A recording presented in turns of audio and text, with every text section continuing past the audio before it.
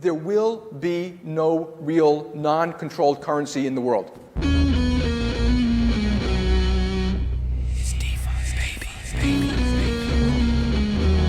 coming for you, banks. It's an exciting time to be involved in Bitcoin Cash at the moment. During that whole war, Lightning versus big blocks, like were we the bad guys? Were we the ones that weren't listening? Fundamentally, we believe in markets, transparency, and tokenization. Come on, you gotta come stronger than that, you know, like...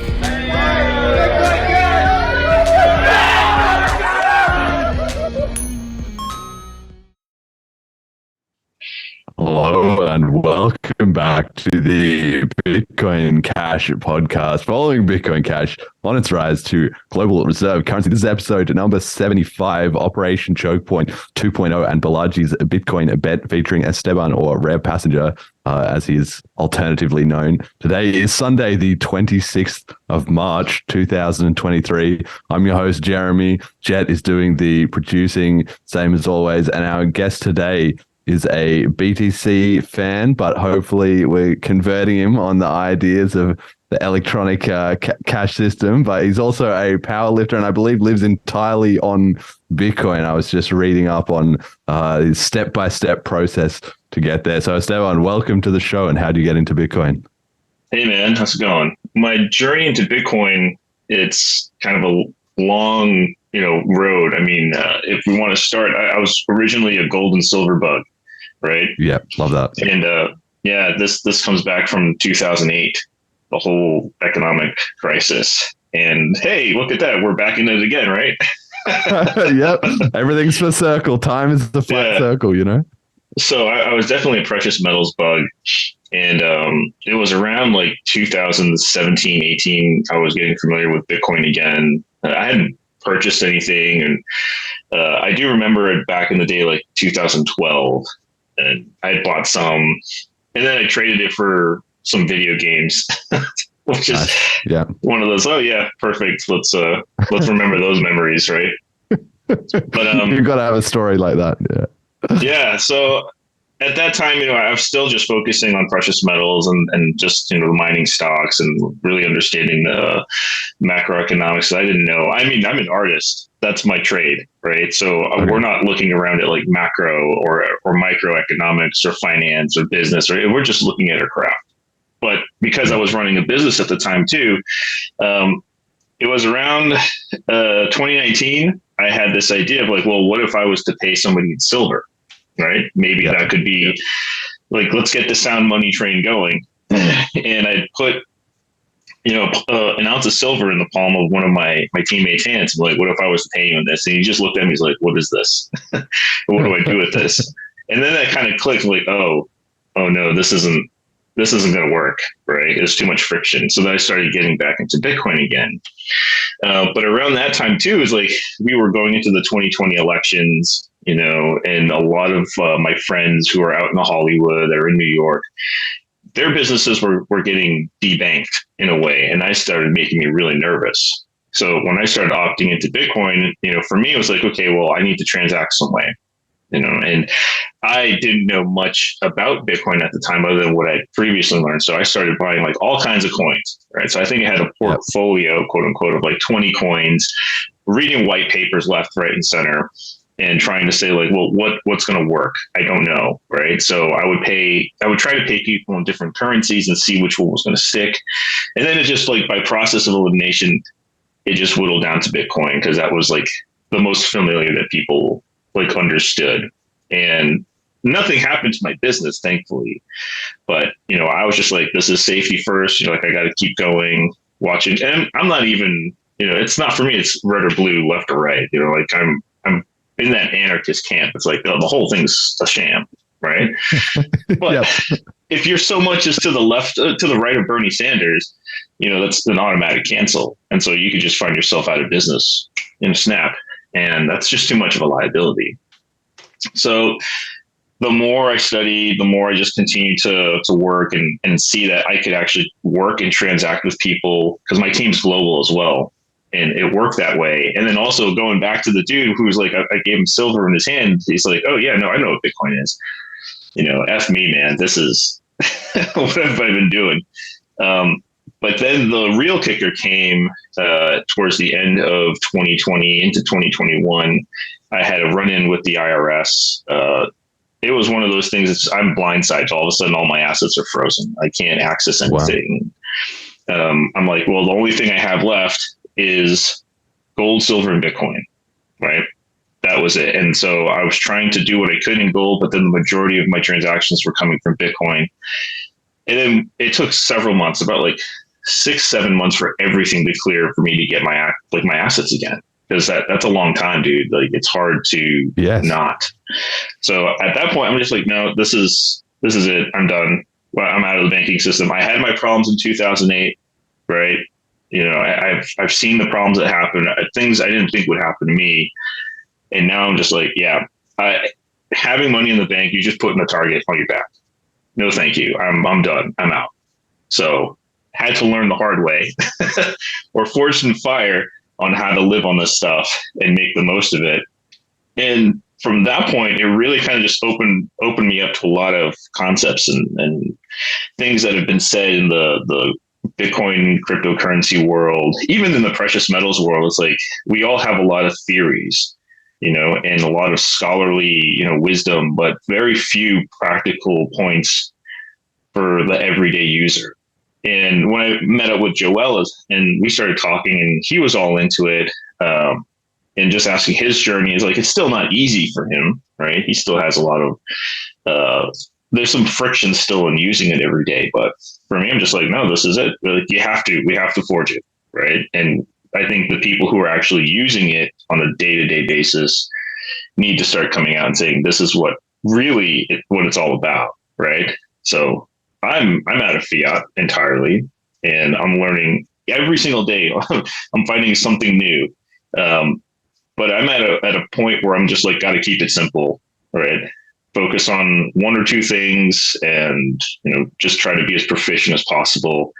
And then learning too that the everyday Joe and Jane, like, that's something they're not going to do. All of this stuff has to be very easy to digest, simple, you know, to understand. And that's where I'm just like, yep, this is a lot of work that has to be done on the education front. And I started a newsletter about a year and change ago, just trying to make that very accessible. So it's like, okay, all the big, you know, influencers and, you know, FinTwit and, you know, the crypto Twitter and all the Reddits, etc. That's great for like echo chambers and hyping things up. But, you know, I'm trying to get my grandma to understand how to use the tech, right? I'm trying to get my parents to understand how to use the tech. I'm not trying to look at, you know, some hedge fund manager or some, you know, investment firm to get in on it. Like, I don't care. Like, my thing is like me, my family, my community, and like, what's the easiest way for them to access stuff. So that's been my journey since then. Yeah, I love that. So act local. That's always where you got to start. So I want to pick up on, just to start with, this thread about the whole gold and silver community, because I, like many crypto people, have had, you know, a bit of a tangential interest in that. And there was a time, I've talked about it on the show before, where I went, I think it was 2014 or 2015, right? I bought some Bitcoin, and then I read up about a lot of this. And then I thought, okay, cool. You know, this precious metal stuff is pretty cool. So I went to the local sort of antiques dealer guy who had a sort of gold and silver little subsection of that, you know, with clocks and like all this arcane stuff. So I went in there, I bought a bar of silver. It was just a super cool experience. Everybody who listens to this show, if you haven't done it, go buy some precious metals, some physical precious metals, just for an experience. And I went out, got it, I took it home. You know, I was trying to figure out where to save and stuff. It was only 1 bar, so it wasn't that much. But even with a silver bar, like a 1 ounce silver bar, is actually a decent size. For people who don't know, it's maybe, you know, the size of like, I don't know, I guess half the size of a debit card. Yeah, but like thick usually. Yeah, or I guess you could get a thin one, but I had quite a thick one, right? So it was more like a pen, but if it was quite chunky. And so I had that, and I was, this is really cool. And then I was looking into all of it, and just the exchange rates and stuff. There's no ability to use it anywhere. I could buy a sandwich with Bitcoin, but I couldn't do that with silver. Like you say, same thing. It was more practical. And then secondly, it just costs so much money to get into and out of it. And even though the spreads on Bitcoin were still higher than they are now they're much lower, it was still way lower than the actual gold. And I also thought, look, gold is not doing shit, or like silver, that's basically explored territory. There's not going to be more and more people coming into this. So I eventually ended up selling that silver bar and just buying more Bitcoin with it, because I thought, what do I even need this for? But since you were more embedded into that, have you seen a trend over time as the gold and silver community kind of gets it more with Bitcoin? Because a lot of them weren't so sympathetic to begin with. Yeah, I mean, a lot of them still aren't, right? So, yeah, I mean, I'm in Florida, so it's like Boomertown, USA, and there's still very much, gold and silver, precious metals types. But the thing that I've learned is that when they say precious metals is the insurance when everything fails, and I was like, yeah, this is the real insurance. That's exactly what you should say it is. It is Jim Rickards would say, in a financial crisis, you sell what you can, not what you want, right? Yes. And so I experienced that when I had troubles with the government, right? And so I had it's like almost 100K that I had to settle up with, and most of my net worth was in precious metals. And so the hard part was loading 100K worth of like silver and gold into a truck, and then driving to a dealer. Right, because then it's like, okay, now with armed guards, or like, did you have a rifle in the back or something? No, I mean, I was strapped, right, and so I went with my dad, right, and so we're just driving, we're just really quiet. But I mean, it's not just other people that you'd have to worry about in that kind of sense. It's also like the cops, because confiscation. What is it? Civil forfeiture. Civil forfeiture. Right? So if they stop you, I mean, they could take all of it. And so that's a risk. And so again, like I'm going through this myself. It's like, this is nuts. Why? I'm just going to pay a bill, right? I shouldn't have to be carrying, a 9 mil in my back, and I shouldn't have to be like worrying if somebody's going to come and stop me. It's like, this is just too much stress, So afterwards, I'm like, no, I sold practically everything in terms of my precious metals in order to settle up on the bill. So I'm just like, in a way, I was relieved, but my wife would tell me too, because I was struggling, like, I'm going to let go of all this. She's like, well, that's what it's for, right? And so it really changes your mindset. It's like, it's not just, number go up. It's not like, who cares about fiat at that point? It's like the purpose of the metals was to use as a currency to exchange. I need to pay the bill. Essentially, I'm buying my freedom, right? So here's the asset. I get my freedom back. That it served its purpose, right? Who cares whether it was a gain or a loss? End of day, it was useful. So the precious metals folks, though, a lot of them are still very anti-crypto. And a lot of it is just because they don't understand the tech. They don't understand what's involved. And also many of them too, it's only like a 2 to 5% of their portfolio, right? And then where do they keep it? Most of them keep it in vaults offshore where it's centralized, right? So it's just liability after liability. And, I wonder how many of them have actually tried to transact with it. Right. So there were a couple of shops where I'm at where I could buy like a sandwich or a gallon of milk with, some 90% silver, but introduce them to Bitcoin because their POS systems went down. It's like, hey, I can pay you in this. Like, what the hell is that? Like, it's Bitcoin. It's like, you've heard of it. It's like, yeah, it's a scam. It's like, yeah, but I can pay you now. Here's how you can use it later. And it was almost like the lights went off, or the lights went on. It was like, oh, okay, yeah, no, this is better. This is just easier to use. And it's just that experience for me is one of those, I don't think the guys in the precious metals world, like all of it, yes, they have their theories and the books they've read and the schools they've studied, and, history to go behind it, which is great. But again, most of it's theory, right? Like, how many of them have tried to use a silver dollar at the grocery store? How many of them have tried to pay, for something with gold, right?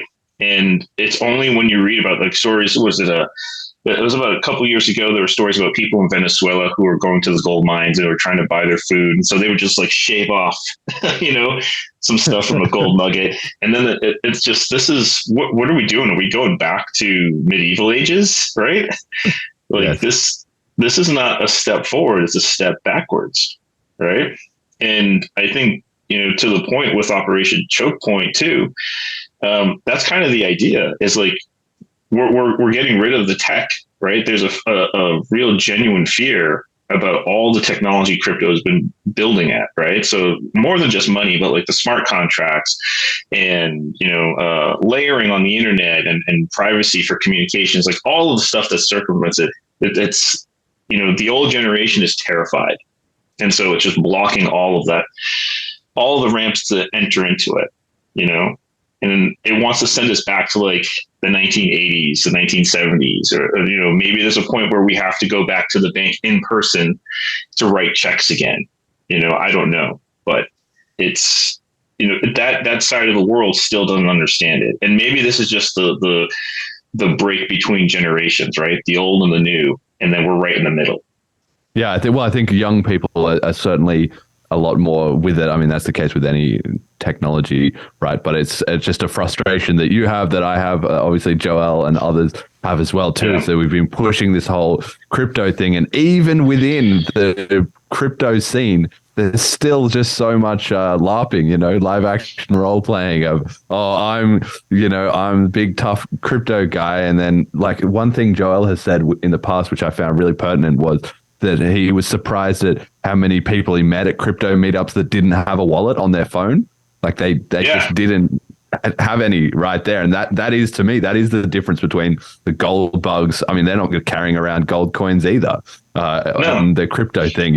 Once you get a proper meetup with a few people that are actually with it and a merchant that accepts it, bam, you got transactions happening right there. That's not just theory. That's we're actually living it, right? And that's probably why it is so scary, right? Yeah, it is. I mean, it's terrifying, right? I mean, my mother-in-law recently, got a new car because, it got all banged up, and on the dashboard, it's not the same thing that, she's used to, right? I mean, yeah, it's still digital, fronts, but, there's still knobs that you can turn and buttons you can push. And then this one's just a glass screen. And, everything is changing. And like, even for people my age, right? I'm in my 40s. I mean, there's guys who are like, yeah, have you like, what are these apps, right? It's on their smartphones. Like, dude, where you been? And that's just where it kind of opens up to the fact that not everybody is where you're at, right? Like you're probably maybe like 10 rungs up on the ladder, and they barely even made it to the foothill of it. Yes. They haven't even reached for the first rung. And it's like, man, yeah, I forgot who said this. But it was in The Economist, something like the future is already here. It's just not evenly distributed. Yeah, I think that might be H.G. Wells' quote, but or maybe George Orwell. But it's like one of those famous science fiction writers, I think. Yeah, it's a very good quote. I mean, yeah, and that's another thing. It's like I have a buddy out in Arkansas. And I've been paying him in Bitcoin for work that he does, like on compositing and editing and such.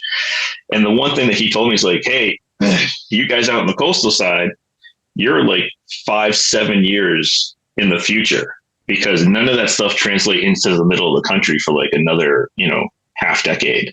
And then that made me realize, just like, man, yeah, this stuff is not evenly distributed at all. And trying to spread adoption and spread the tech globally is really, that's an uphill battle, right? And a lot of LARPers don't exactly help. Yes. So this is something that I've seen. I know Joel has like seen this too. Many other people who are in the space as well just realize like, yeah, there's the talkers and then there's the walkers, right? Yeah. So you're walking the walk, not just talking the talk. And it's a very lonely place for the most part. But more and more people maybe not. Yeah, Not maybe it entirely. doesn't have to be. We're starting to Yeah, no. that's the thing. We're starting to link up, like this is a classic example of that, that network Yeah. effect is starting to build. And it's probably about as, not a moment too soon. It's pretty fucking essential that we've got it going on, but I think it is starting to happen. I think we're going to see more and more of that, a trickle turns into a flood. So I'm really hopeful over the next couple of years, we're going to see a huge, now that everybody has the groundwork, people are not wrapped up in, is Bitcoin a scam? Is this going to go away? I don't know what that is. Never heard of that, blah, blah, blah. All of that is just time has slowly fixed that. So now people are starting to get to the core of the issue a bit more, I think. At least that's my perception. Yeah, I mean, it's slowly starting, right? Like I put out a poll. I know it doesn't have a very far reach of any source, but it's like, here's the question, right? Are we in a banking crisis / collapse, right? It's like, we're on our way. Yes, it's just starting, or, hey man, where you been? Right? It's like, it's been going on. Many people think that we're just starting. And the fact of the matter is like, no, we have been in one for a very long time, right? 2008 was, I would say, the second point of crisis. The very first one for us was in 71 when we went all fiat. It's like, that's the first crisis. The second epoch is the 2008. We're in the third one now. So it's like, people are really just kind of coming to this. And that's kind of my fear. It's like, I'd love for adoption to happen very organically, right? Like in Guatemala, over in Lake Atitlan, the merchants are, tourists come in, they pay, things are very grassroots. It's probably the same thing in St. Kitts and Nevis. Some stuff that's I think it's like in Asia, I forgot exactly which country, but there's adoption, or Nigeria's having one where they're adopting Bitcoin, and in a very in a scary way, kind of, right? And that's kind of the thing that I worry about is I do want adoption, but at what cost, right? It's like, we could have a slow, steady, gradual people get into this thing, but then realizing too, like, how does society learn as a whole versus like you and myself, like we can pick it up individually, but like on the grand scheme, it takes catastrophe for the whole, global world to understand like what's going on. And that's sad, because I remember 2008 very, very prominently, like it's just etched in my brain. And the fact that, seeing people at the lines for the bank, seeing people coming out of buildings with boxes in hand, right? Just the layoffs and all that. It's an awful feeling. It's terrible. And then even as recent, and like, was it the COVID lockdowns too, right? Where people don't have enough to eat and they're forming line after line just to get food. It's like, is this how we want adoption to go? Like, fuck no, man. That is awful. That is terrifying. I know that a lot of cryptocurrency people are they're older than I expected, getting into this. But so I was 11 when the 2008 shit hit the fan. And I don't have any real knowledge of the suffering that happened during that time, because I was, isolated on a farm out in rural New Brunswick in Canada. Like, none of that really had any impact on me. But I do know, that's, the inspiration to why Bitcoin even exists. So, going ahead, what parallels do you think we'll see between 2008 and now? Because I want to know for my own, safety. Be prepared. Yeah, I mean, I don't know for sure, but I do know this is that it's 100 times worse than 2008, because 2008, I mean, the global economy would have just completely failed, right? But now what we have, and this is just stuff that I've been putting together like over the last couple of weeks, and just listening to podcasts and reading up on different articles and different takes, and just whenever I can, just kind of formulate my opinion on this one. And this is a fiat crisis, right? And ultimately, fiat is just it's a confidence game in the currency. So what we have right now is a crisis of confidence, in not just the currency, but in the entire system, and people are waking up to that. really, really fast. I mean, what is it? There's like 300 plus banks that are illiquid or insolvent, right? And that's a huge, huge amount. Credit Suisse, Deutsche Bank, all of these things just like falling apart right before our eyes. People not really seeing that. Signature Bank being seized by the government. That's another thing that people haven't seen before. You know, it's like we have actual fascism at our very doorstep, right? But actually, no, it's not in our doorstep. It's in our living room. Like it's already here. It's been here for a while, and now it just, you know, the mask has fallen off. You know, the lights are turned on. Everybody's seeing what's going on, and now with the idea that FDIC is going to try to make every single bank solvent. It's just, how do you, on a monetary policy, that is hyperinflation. But where's all that going to end up at, Yes. right? Banks, the markets first, and then eventually it may trickle into like, you know, the grocery store, pumps, you know, disruption of the supply chain. So as far as like getting ready for what's to come, it's like I'd stock up on some food. If you're somebody who's going to be in the same place for a while, it's like, look, stock up on food, water, right? Have some, you know, maybe like walking around cash just in case it's still around, or even like precious metals. Not too much, because that's a security liability, especially when things get really bad.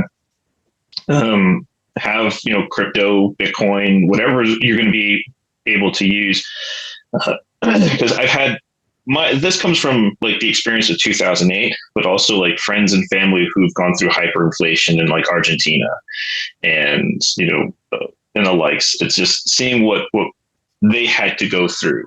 And one thing that kind of made me really depressed about all of this was, well, what was a really good currency in Argentina during the hyperinflation? And I was like, well, you know, you had gold, you had the precious metals, some cash, alcohol, cigarettes, toys, right? And crypto.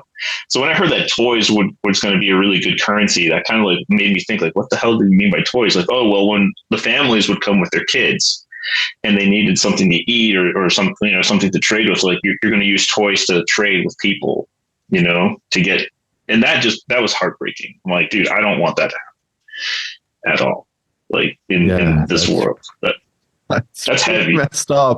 I mean, that's heavy. But on one side, I almost see that in a sort of optimistic light, which is the sense that one of the things that's most defensible in any sort of crisis is family, right? That's why family is so important, right? And the fact that toys were tradable, why? Because they were on hand, because families that don't, you know, they've got rid of everything else, but they're still just trying to preserve the smallest little joy in the life of their kid, letting them have, you know, a couple of their stuffed toys or whatever, you know, something fairly portable. And so then that's why that became traded, because I assume that it was all that was kind of left after everything else had been gone. They still had some toys for the kids, you know, and then obviously they were gone too. So that sucks, but it says something about the power of parents, I think. It does. I mean, the power of families is why it's so important. The power of communities. I mean, because that's I'm a part of Bitcoin Bay, and we're starting a Bitcoin Bay Foundation, which is to help onboard, you know, businesses and people and try to like create our, you know, circular economy, so to speak, right? So we started something called Bitcoin Bay Farms. You know, we've talked to cattle ranchers. We've got, you know, growers who are selling their goods, you know, taking it in Bitcoin and moving it around that way, trying to onboard. You know, it's going to be a parallel system for a little bit, right? Where you've got, you know, somebody taking Bitcoin or other cryptos, and then you're still going to have the fiat world. And I think, you know, Balaji, is that how you say his name, right? Yeah, Balaji, yeah. Balaji, he mentioned something on Pomp's podcast about different types of states, right? You're going to have states, well, at least in the US, I don't know what's going to be in Canada or, you know, in Europe, but ultimately it's like, you know, you're going to have the states that will be very crypto-centric, states that are very fiat-centric, and then some of them that are in between, right? And so you have this breakup economically, which is really interesting. It's like, yeah, this is, you have to, at least from my standpoint, building that circular economy locally, you know, trying to get around any type of state sanctioned blockade or whatever is important.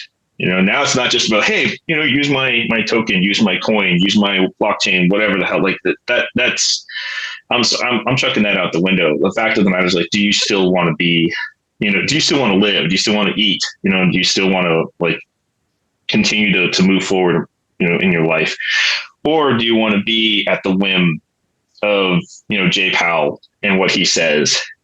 Interest rate up, interest rate down, right? Or even the current administration, just because, they're trying to cover up whatever it is they're doing. It's like, no, you don't want that. We shouldn't have to be paying attention to what some bureaucrat in Washington's doing, right? Because he doesn't live in my neighborhood. I mean, they're so far removed from it.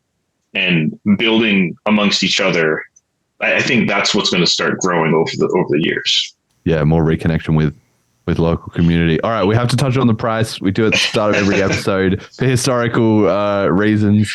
USD 125.52 for BCH this week down. We're at all-time lows versus BTC, so perfect time to have a guest to tell us how stupid we are. 220.3 BCH getting wrecked there, but Bitcoin is actually, BTC is having a great run at the moment because a lot of the alternatives are suffering. We're down against ETH too, though. One ETH 14.0 BCH. So just to quickly touch on those elements of the price, I was just reading some of your Substack, and essentially this is why it's hard to get across. I was talking to somebody last night literally about this, where I was trying to explain to them that in fiat currency you're getting devalued because they're printing and all the money is draining away into the freshly printed dollars, right? And then I explained about the 21 million limit, and they're like, okay, I kind of get that. But if the price of Bitcoin is fluctuating, isn't that the same thing? And I was trying to explain, well, no, not really, because your share of the 21 million is the same. So the size of the Bitcoin economy grows and shrinks, but at least your allocation is fixed. I had a really hard time. I could tell, we talked for about 10 minutes, and I could tell that Andy still kind of hadn't really clicked with me what was the difference between the Bitcoin exchange rate being volatile and fiat just devaluing over time. Obviously, that also fluctuates. So how do you deal with that and the pricing? Obviously, you have dollar cost averaging when you live on it, that kind of thing. How do you handle volatility? So my party trick is this: I would take a sheet of paper, right, just a notebook, and draw a straight line and say, this is Bitcoin flat rate. And then here's the fluctuation of the dollar, and just have it drawing down. It's like, Bitcoin is the only thing that's stable. It's your purchasing power that's losing it. And it's like, well, what do you mean? And I flip it upside down. It's like, what does that look like? And it looks like, oh, the price is going up. I'm like, yeah, that's the illusion, right? That's the trick. And when we started getting into the nitty gritty, we touched upon the whole Balaji 1 million US dollars per coin. I'm like, that's what, like a 3,900% increase in the price from where it is now. I said, but let's take a look at what that would do to like a gallon of milk, right? So at the present time, I think it was like 100,000 sats for a gallon of milk ish, probably off right now. But I said, but let's say the gallon of milk goes, 300, 3,600, 39, 100% in the price. Now you're looking at a $100 gallon per milk, right? That's insane. But let's look at the Bitcoin price. It's still the same, right? That's preserving of your purchasing power, and that's the key thing to remember. It's like, it's not about how many dollars you can get. Like, that's still, Wall Street talk. That's still, moon boys and all that. It's like, no, let's look at how much stuff you can actually buy. And that's just something I'm taking from the precious metals world, because it's like, it's not the price of gold. It's what can you get with your gold, right? How many barrels of oil, how many bushels of wheat, how many, crates of eggs and or pounds of meat. So then let's apply that with Bitcoin. It's the same thing. It's like, how many eggs can I buy? How many gallons of milk? How many gallons of gasoline, right? Or in terms of like wealth preservation, like how much, mortgage can I pay off? If I'm not working, how much can I still continue to live? And let's say, my Bitcoin holding allows me to go without work for a year. Great. You've been able to, maintain purchasing power over time because you can still buy certain things. And that's the way that I've approached it. And it's like the lights turn on again, right? Or as we used to say, light dawns on Marblehead. Okay. It's like, I get it. It's like, yeah. yeah, it's like, I get it. It's like, so the real volatility is not the unit of account, right? You have to change that. If you're using dollars as your unit account, everything fluctuates. So look at the price of gas. The fuel cost here went from like $1.25 up to $3.75, and in some places it's at $7. So what's changing? Is it the gasoline? No, it's the gasoline was the same yesterday, today, and tomorrow. It's the fiat price of it. Like, that's the real volatility, right? The house that you live in, right, or the apartment that you're renting from. I mean, if the cost of the house goes up, did it automatically add an extra acre, right, or square footage? They're like, no, it's still the same, right? So it's changing the mindset from fiat based, which is the dollar, right, and doing everything via the dollar amount, to actual goods, because we can't use the dollar anymore. It's a broken measure. It's more like a retractable tape measure, right? Yes. It's constantly fluctuating. It's like, yeah, it's like, how can you build a house that way? Like, one day your foot is 12 inches, and the next time it's 7, and then we're going back again. It's like your house is going to look lopsided. It just doesn't make sense.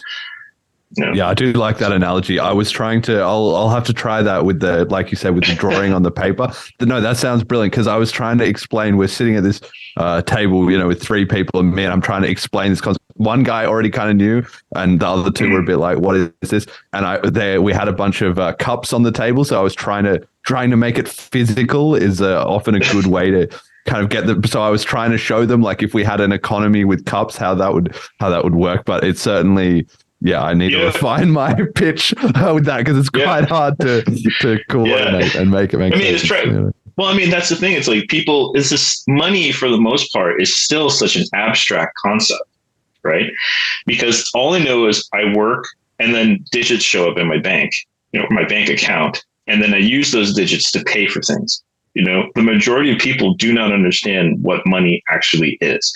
And the way I try to approach people is like, your time and your energy is the money, right? And this is just a representation of your labor.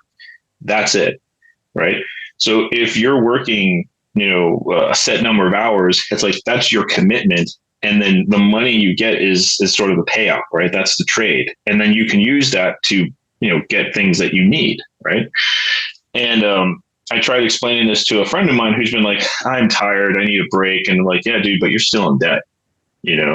Like, you can take a break after you've gotten out of it, after you've at least managed it, right? You don't have to be debt free, but to a place where it's manageable, because even taking a day off means that you're falling behind even further backward. Yeah. Yeah. So it's like, you have to just keep hustling, like, until you're in a sound position. And, he kind of got it. I hope. I'm knocking on wood on that one.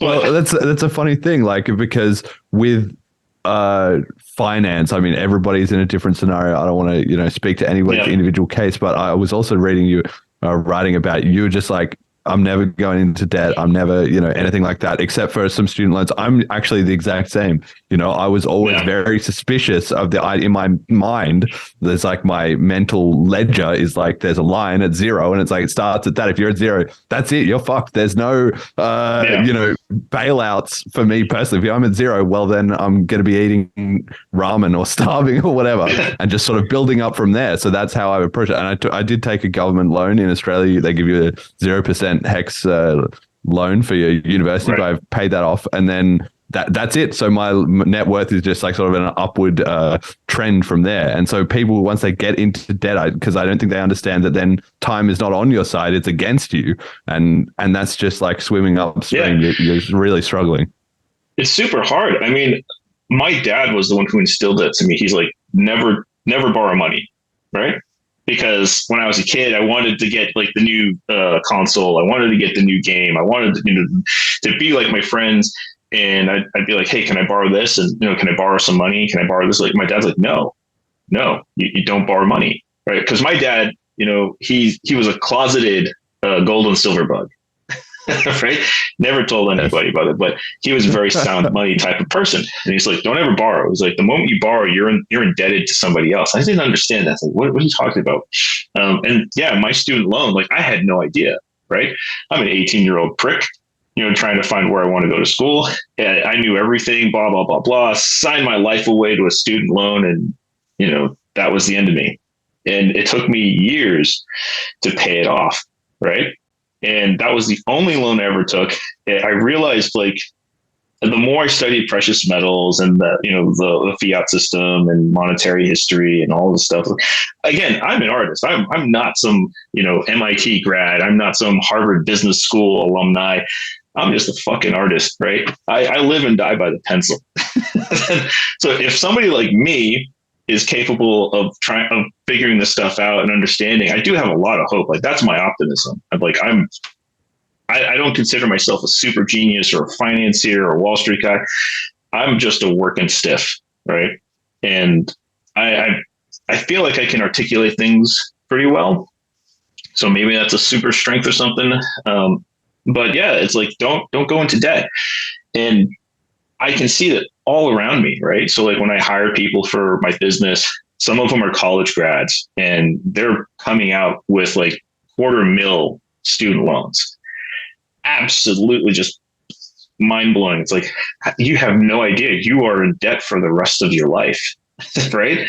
At least the first 20 years, you're going to be paying that off. And the problem is that, you're going to have other expenses, right? Your car, maybe you do need to service it and you're going to get a car loan, or maybe you're going to buy a house and then you have a mortgage, right? So it's like the fiat system itself is designed to just entrap people, to spider web, right? Yes. And seeing some individually, families, friends of mine, they live and die by the credit card, right? And I had a buddy of mine, he's telling me that they don't even bother having money in a savings or checkings because his wife uses the credit card all the time to buy stuff for the kids. And so this is on the side where it's like, it's not even to be frivolous, right? And buying, going out to eat or going on vacations. Like, no, it's just to buy my kids diapers and formula. And his wife is swiping the credit card left and right. Every penny that he earns ends up going to pay off the credit card. So there's no savings. It's like that is terrible. This is bad. And they don't know. They don't know what money is and why it exists or what it's for. So when you're talking about the debt and where people are at, it's like, dude, it's scary. Like, get out, right? Like, you should be trying to get out of debt as if you're underwater trying to get oxygen, right? Yes. So you got to swim up to the top, and most people still don't understand it until it really hits them. And yeah, I mean, not to go off on all of this, but there's that psychological part to it afterwards, right? The emotional stress, mental stress, and it results in things like hoarding or, alcoholism or just, hedonism altogether. Like, all of these things are the symptoms of our fiat system, right? And the debt system that we're in. And it's being able to break that, like getting out of it. And then you feel like a sense of relief, it's just all the tension that's in your mind and just, it's just gone.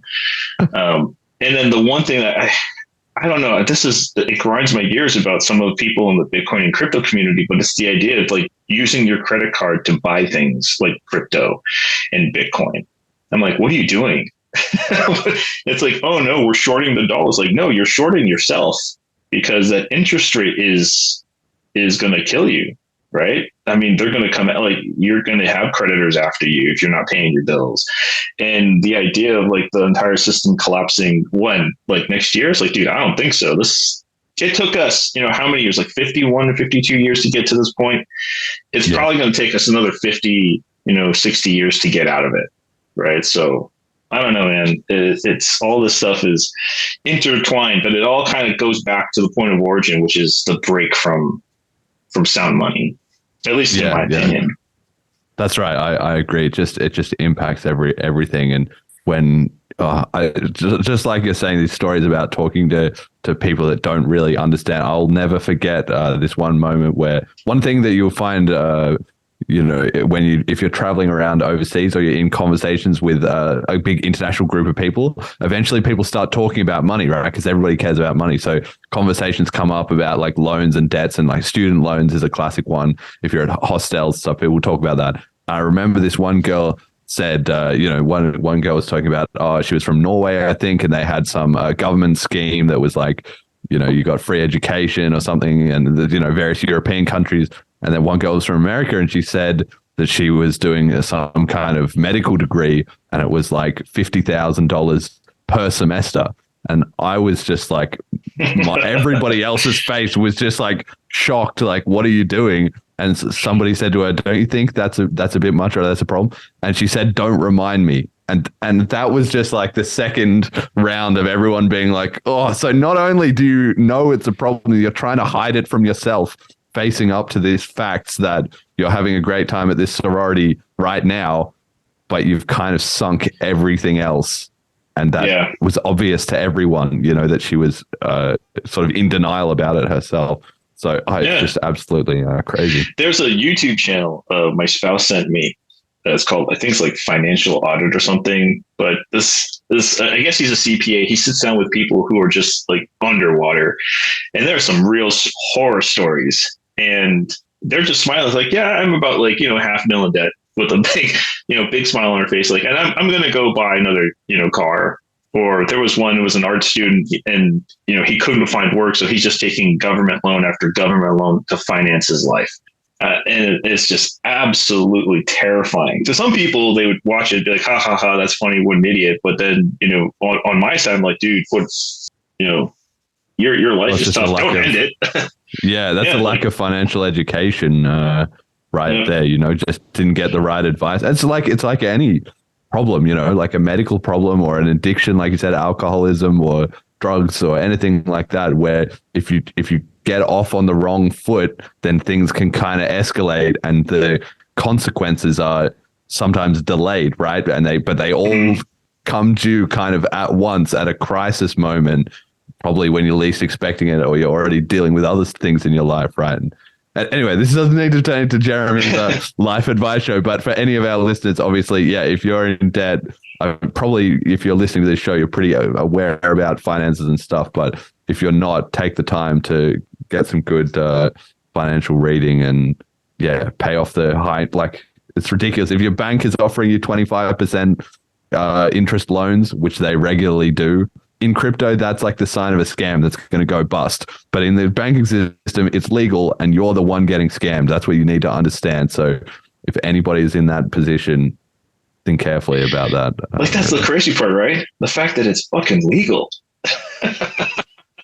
Yes. And well, that's okay. So let's get on to the Operation Chokepoint then. This really comes to what is and isn't legal. So we will have to talk about this Operation Chokepoint 2.0, which has been, I think, a bit of a general term. I think a few people have said this, but recently Nick Carter has written these two really good articles where he has breaking down this operation that is going on by the US government, essentially to attack the crypto industry via this kind of regulation and cutting them off from the banks. So the original Operation Chokepoint was in 2013, with the US government illegally pressuring banks to shut down banking services for things that were in a bit on the free and bit gray market, like gun shops and poker, right? So that was the original plan. And then that was a big scandal and stuff.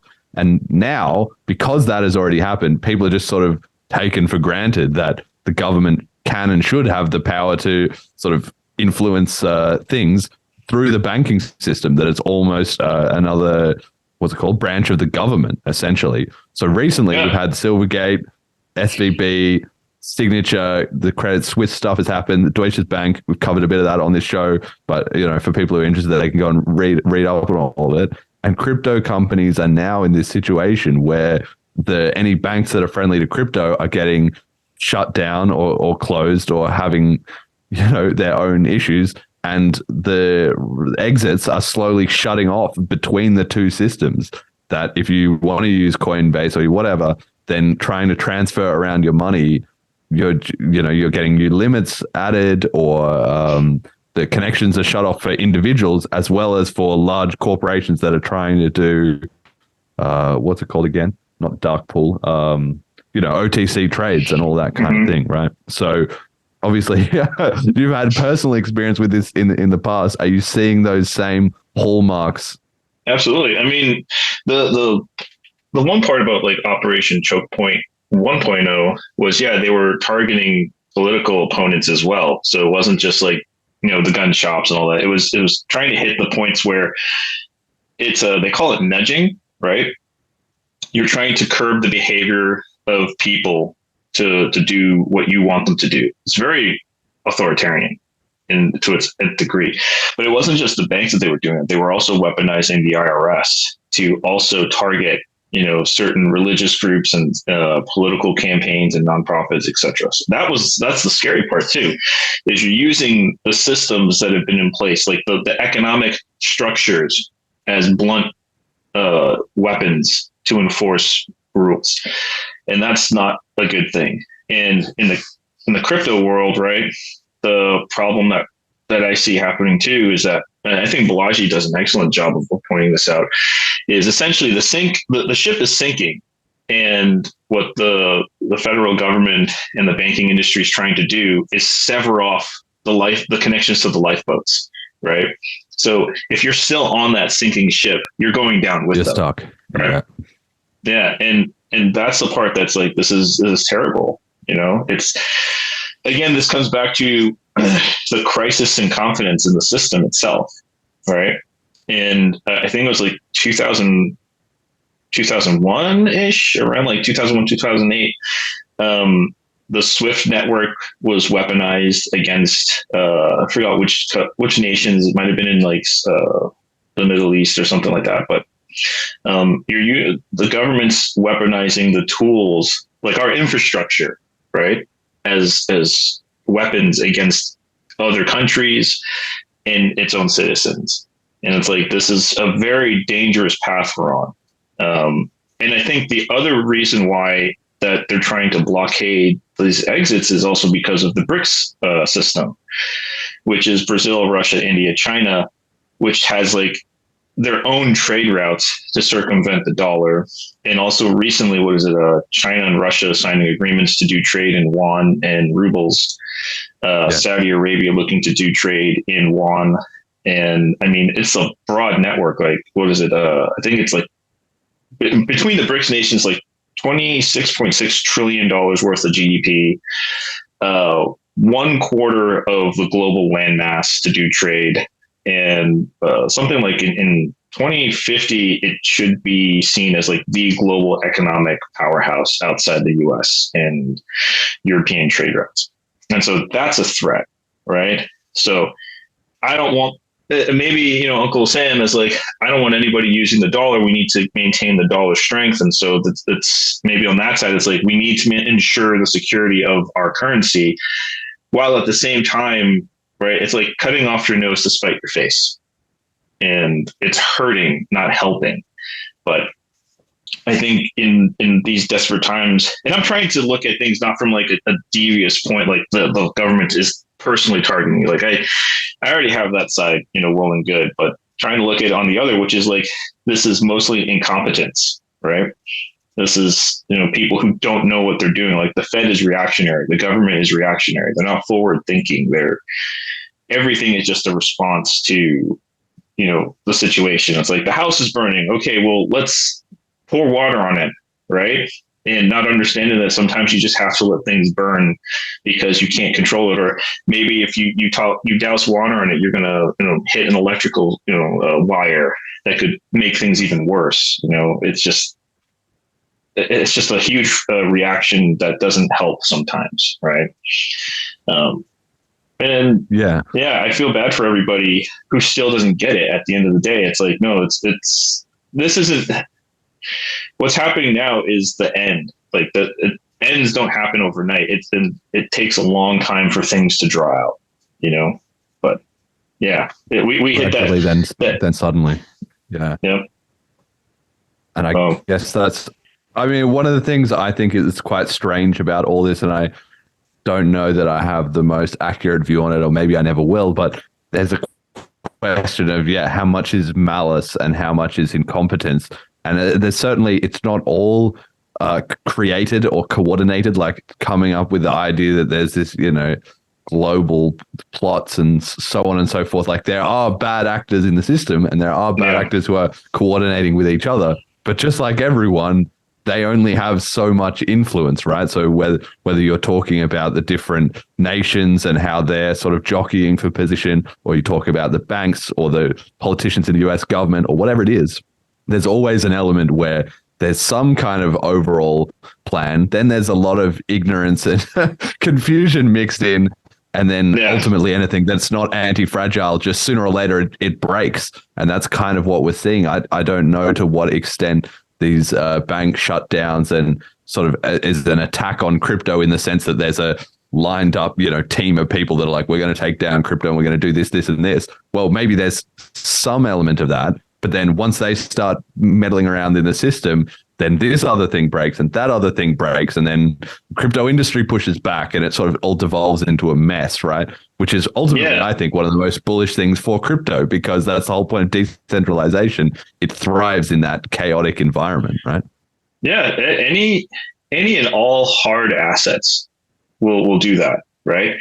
So gold, even though it's not like pumping to the moon, the very fact is that it still works. You can still trade. You can still move it around. Like land is the same thing. Like people will still buy, like want, resources.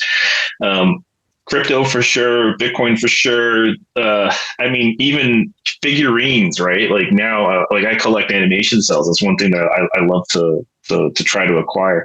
And some of them have been like, I mean, the valuation that pumps for them is almost like, an altcoin during altcoin season, right? Yes. And I'm just like, how does that work?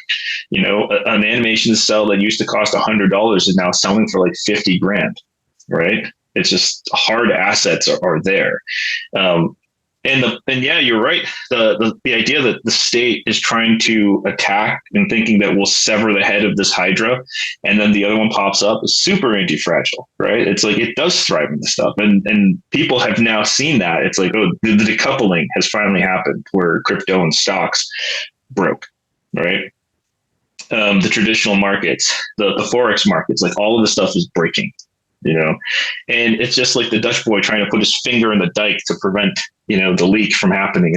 Where am I going to put it next? And it's like, dude, you don't have enough fingers and toes to handle this crisis. All right. And I think that, I like that quote. Never attribute to malice what could be explained by stupidity. I think that might be an Ayn Rand quote, but it explains it. It could be both. I mean, they're not mutually exclusive. That's right. Exactly. Ultimately, it is a bit of a mess. I just think, so much of it just comes down to the fact that you don't need that many bad actors to have such a huge disproportionate effect, because the vast majority of the population doesn't understand sort of the rules of the game. To me, that's what it comes down to when people are too. So I just kind of gave a bit of a defense against being too conspiratorial, but the conspiratorial side of it has merit in the sense that, like I'm at this meetup last night trying to explain to a few people how all this stuff works, and they're looking at me like I'm talking about, aliens on the moon, when I'm talking about a system that they've lived in their entire life, right? And trying to have that conversation. If most people, they're busy, they're trying to go to the basketball game on the weekend and have drinks and see their friend and, go for a run or whatever. Like, people are super busy. They don't have time to learn about all this. And it was only the creation of crypto that created such a groundswell of people that finally started listening to the same stuff that the gold bugs had been banging on forever. So in that environment, okay, maybe there's not huge, millions of people out coordinating to create this whole manipulative system. But the fact is, there is a financial industry and it's evolved and grown over a long time. And if most people don't know how it works, you don't actually need all of that many people sort of at the top, as it were, to keep the system under control. If you can just keep the people in ignorance, right? No, for sure. As long as you keep them fed with bread and circus, you can end. Bread and circus. Well, bread and circus runs out eventually. It did in Rome. So speaking of bread and circuses, I've got a tweet here from Balaji that you mentioned earlier. We got to dig a bit into this. James Medlock tweeted, "I'll bet anyone $1 million that the US does not enter hyperinflation." All right. Well, James, first things first, you have to say what time frame, mate. You can't just make a statement like that. You got to, that's fundamentals of bets 101. But anyway, and then Balaji replied to him and said, "I will take that bet. You buy 1 BTC, I will send 1 million USD. This is around 40 to 1 odds, as 1 BTC is worth around 26K. The term is 90 days. All we need is a mutually agreed custodian who will still be there to settle this in the event of a digital dollar devaluation," and some more stuff. So firstly, this is a bit of a nonsense on Balaji's point, because the other guy should accept immediately, because he can get in a no-win situation. All he has to do is buy 3 Bitcoins. If he has 3 Bitcoins, then he can give 1 to Balaji if he loses, and his Bitcoins will be worth $2 million. So he's already won. And then obviously if the bet goes the other way, Balaji pays him $1 million. So he, like, whoever this guy is, he should have accepted immediately. But I don't know whether Balaji is actually doing this. I couldn't find that anybody, a lot of people said they were sort of interested in setting something up, but I haven't seen any confirmed like bet come out. But what he explained that he was doing was that all the attention and publicity that came around this, he called ringing the fire alarm on the internet, that he was trying to make a sort of public interest statement to generate a lot of hype, which he did, about this issue, and the fact that he thinks there will be some hyperinflation in 90 days. So by June 17th, 2023. Do you think that's going to get, it's going to get this bad that fast? Or is this just quality marketing by Balaji? I have no idea on the time frame, right? But I do think that the marketing is definitely top notch. I mean, this is essentially yelling fire in a crowded theater, right? And to an extent, yeah, it's very, very real. I mean, I'm of the camp that we can't exactly say the rules of hyperinflation apply to the world reserve currency. Is that if that's the case, then we'll never be in hyperinflation, because we can just print as much as we want, and then the dollars circulate all over the world. You have the euro dollar market. That's also another thing that's outside of our control. But to me, I'm like, well, the rules of hyperinflation or the idea of it, is different when it comes to our world reserve currency, right? We're on a 50-year timeline right now. That's really, on the grand scheme of things, a very short period of time. So we've been in hyperinflation, just in a very long, drawn out scale, right? So to me, I'm just like, it's not that we're going into hyperinflation. We are in hyperinflation. It just affects us differently, because we're the reserve currency, right? Like we're the point of origin, and everybody else gets the fallout, right? So it'll take it's like when a nuclear bomb explodes, right? That hot point, that center point is just, radioactive and just steaming hot. Everybody else really feels that impact, a little bit more intensely as well. Because like we just been, we've been vaporized. We don't know we're vaporized. It's just we're vaporized. And then everybody else is having the blowback. So for me, I'm just like, we are in hyperinflation. We've been in hyperinflation, right? It's just, we're drawn out. Everybody else feels it differently.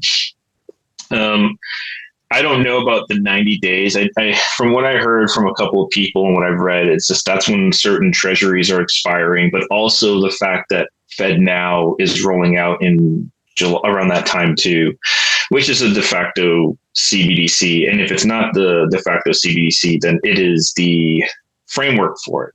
Because from the other things that I've understood, from what I've read and understood, and the last thing I heard was from Caitlin Long, she put out a statement. She's been doing some interviews, and essentially what Signature Bank had was a product called Signet, which was a banking program that allowed for 24/7 banking. They had their API that they used with other clients, etc. And that is in direct competition to what the Fed now is doing. So that issue is like, it's not just the 90 days to hyperinflation, but it's like the 90-day cutoff before Fed now rolls into play. And maybe that's kind of the smoke and mirrors. It's like hyperinflation here, but really it's the CBDC here, and we don't want to call it out because, people on Balaji's level, like in the high net worth area, that's a target on your back immediately. So maybe in this way, it's to get people to start moving and getting out of the fiat system before that the gates really closed, right? And I can see that times up, that lines up. $1 million, I don't know. Again, it's like, that's what's the cost of milk? What would be the cost of gasoline and food? It might go to the market first and assets pump, and but then it trickles out eventually. So I don't know. The quote I was mentioning earlier before the start of the show, it's an existential quote. I think it might have been Kierkegaard who said this, but life is understood backwards, but we have to live it forwards. And I think that applies to economics just as much. Is that we don't know what's happening in the future. We can kind of guess, but that's all it really is. But we understand it after the fact, like what happened. Yes. So that's something that, I can't see the future. Balaji maybe has more inside baseball than most. So I take it with a grain of salt. But at the same time, it's like the fiat system is the fiat system, whether he says it or not. Right. And that's sort of the main point. It's break. Like, yeah. So with the CBDCs then, obviously we're kind of on this show maybe for the last year, maybe about that amount of time, we've been sort of speculating. Obviously it's going to come, heads up to everyone. Again, it kind of comes back to that cascade of information. A certain percentage of people are very aware this is coming. A lot of people are loosely aware, oh yeah, maybe that's a thing, and a lot of people are going to be like, wait, what? So there's a big spectrum that's going to go on there, and there's obviously a lot of questions about how smoothly or how widely it will be rolled out on a country by country basis. All this kind of stuff.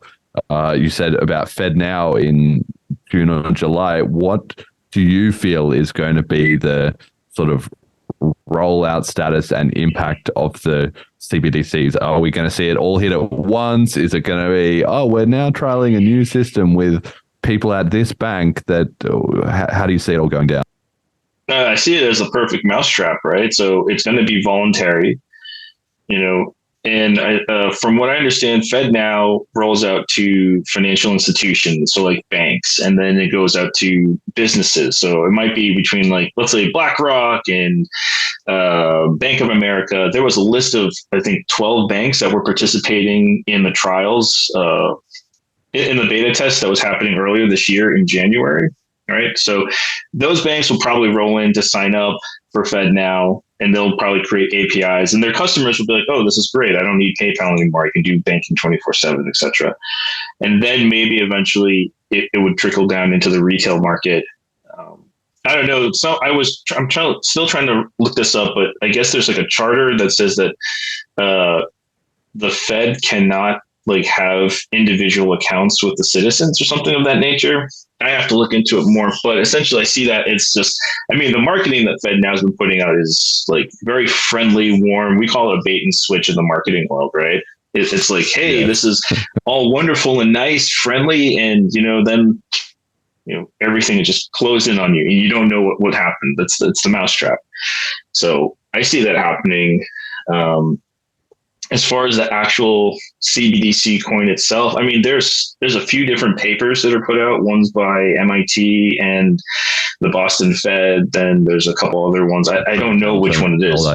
Yeah. So there's a few of them out there I've been trying to sort of get my hands on and read. And I don't know which one is which way we're going. It could be any of them, could be all of them, could be none of them. But essentially, it's like once you have that CBD, to me, it's like game over. If you're still stuck in the fiat system, then the only way for you to get out of it is you're going to have to barter your way into the crypto world, right? Yeah. So you have your bank account, you want Bitcoin. Well, you're going to have to find someone who's willing to part with it, right? And that might mean that person on the other side of the trade needs a bicycle or a car or food. And you have money that can still transact and get those things. So that type of economy will probably spring out. Or people will go to jobs that are paying in Bitcoin, and say, okay, well, I don't want to be in this fiat world. I'm going to look for a job where they do pay in Bitcoin, because maybe the founder or the CEO or, whatever company was smart enough to buy it, right? Or something of that nature, like more peer-to-peer than originally thought. So, in one way it helps, on the crypto side of the world, right? It hardens it. It definitely kickstarts that economy system, versus like being stuck. Like I cannot leave, right? And yes, I feel like this is where more people should be getting into Bitcoin, like immediately, like right now. Just the gates are closing. Get as much as you can, right? If you're an entrepreneur as well, like, and you want to, secure the future of your business and being able to transact, it's like move as much of your capital out of the bank. So when things do happen, and that's the thing, it's no longer a matter of if, now it's just a matter of when. That's a big thing. It's like, yes, when the thing happens, right, you're ready and prepared. But during those transitions, it's important that people are still educating, right? And educating to the point of like, look, yeah, there's the historical context, there's the technical concept, but that's not what people should be worried about right now. What people should be worried about are a few points, which is, basic usage, right? How to be secure and how to transact privately, right? That's all they need to know, and then eventually as they use it more and more, they'll get proficient and comfortable. And then they can start going into the historical context. Then they can start looking at the technicals. Then they can start doing it. But right now, it's just like, dude, get your ass moving, right? Somebody's trying to lose weight. The best thing to do is just get your ass to the gym. That's it. Who cares if you're not able to lift, 100 pounds or something? It's like, just move the bar. It's better than nothing, Get out of debt.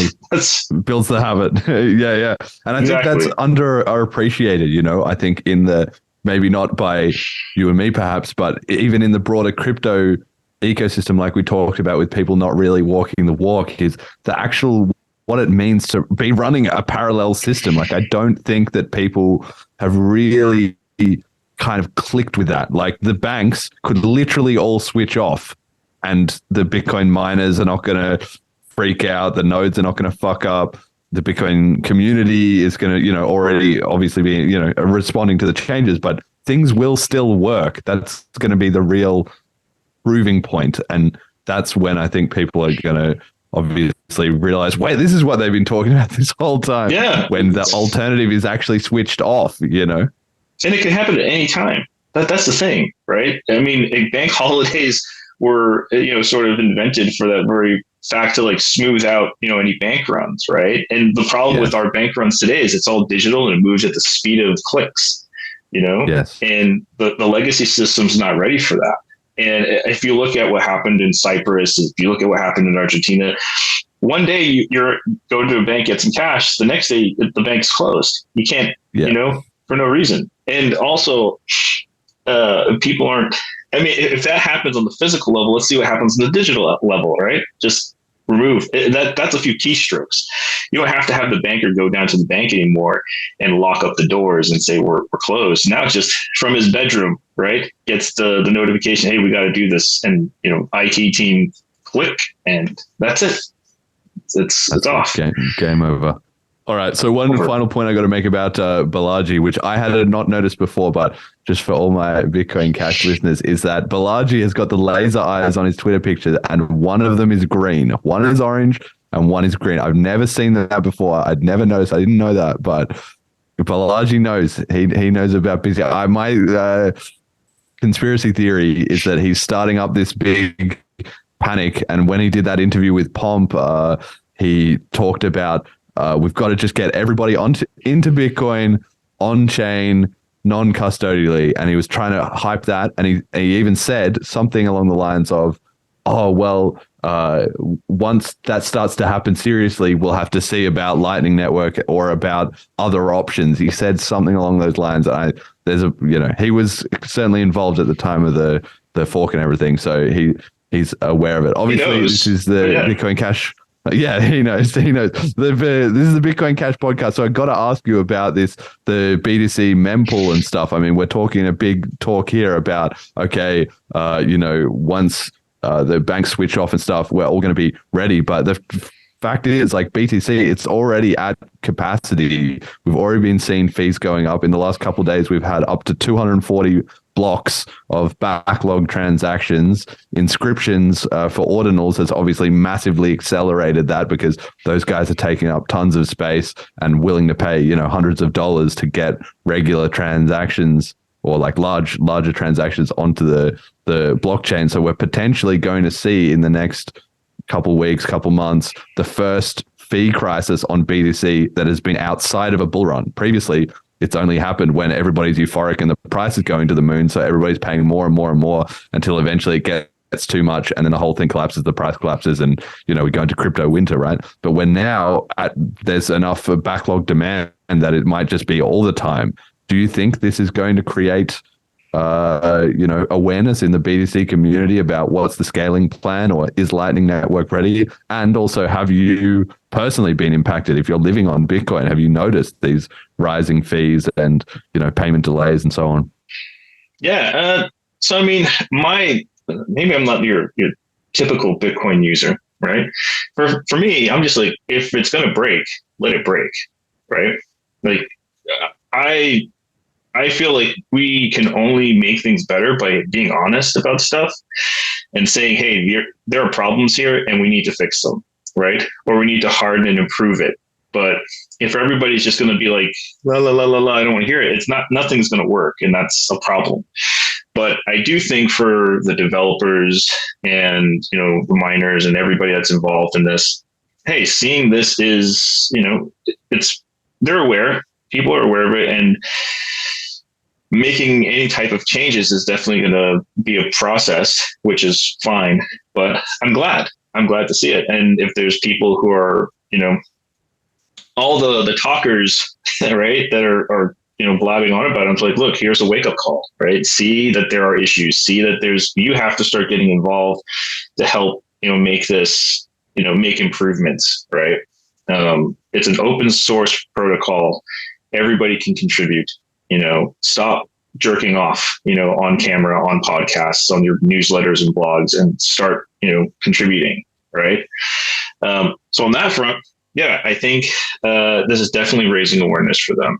The second one, in terms of fees, again, this would be like if you're using dollars as the metric, or if you're using Bitcoin as the metric. If it's in terms of dollars, it's then rising in sats too. It's not just rising in dollar terms.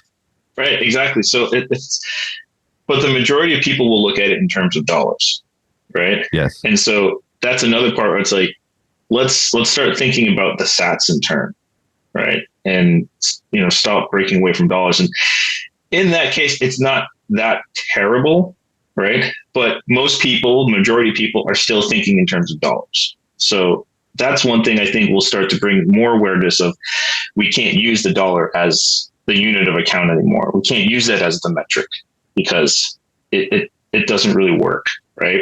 Especially if you're trying to move funds out. And the other part is that, yeah, the bull run, when people are moving, to try to get their gains, right, is one thing, everybody's euphoric, but in this one, it's panic, right? Yes. And this is where I guess that Austrian economics, diamond versus water debate kind of comes in, right? Everybody's thirsty. Diamonds are great when times are good, but now you're thirsty, and how much are you willing to pay for that drop of water, right? So we're seeing Austrian economics in play full force, and how much is this worth to you, right?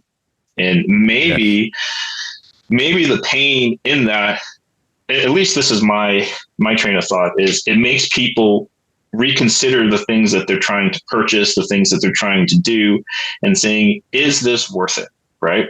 Like, how much am I willing to pay for this night out at the movies, right? It's fun, it's all this stuff, but if I'm going to have high transaction fees, can I do something alternative, right? Can I spend time with my wife? Can I spend time with my kids? Can I, spend time with my parents? Is there a different way of thinking, because the problem with our fiat system is that it's just so easy, right? And you're not paying the fee, but you're paying with your freedom. And here it's like there's certain pain points now that I think are good overall, right? If it's going to break, let it break, right? If the fees are increasing, change the unit of account.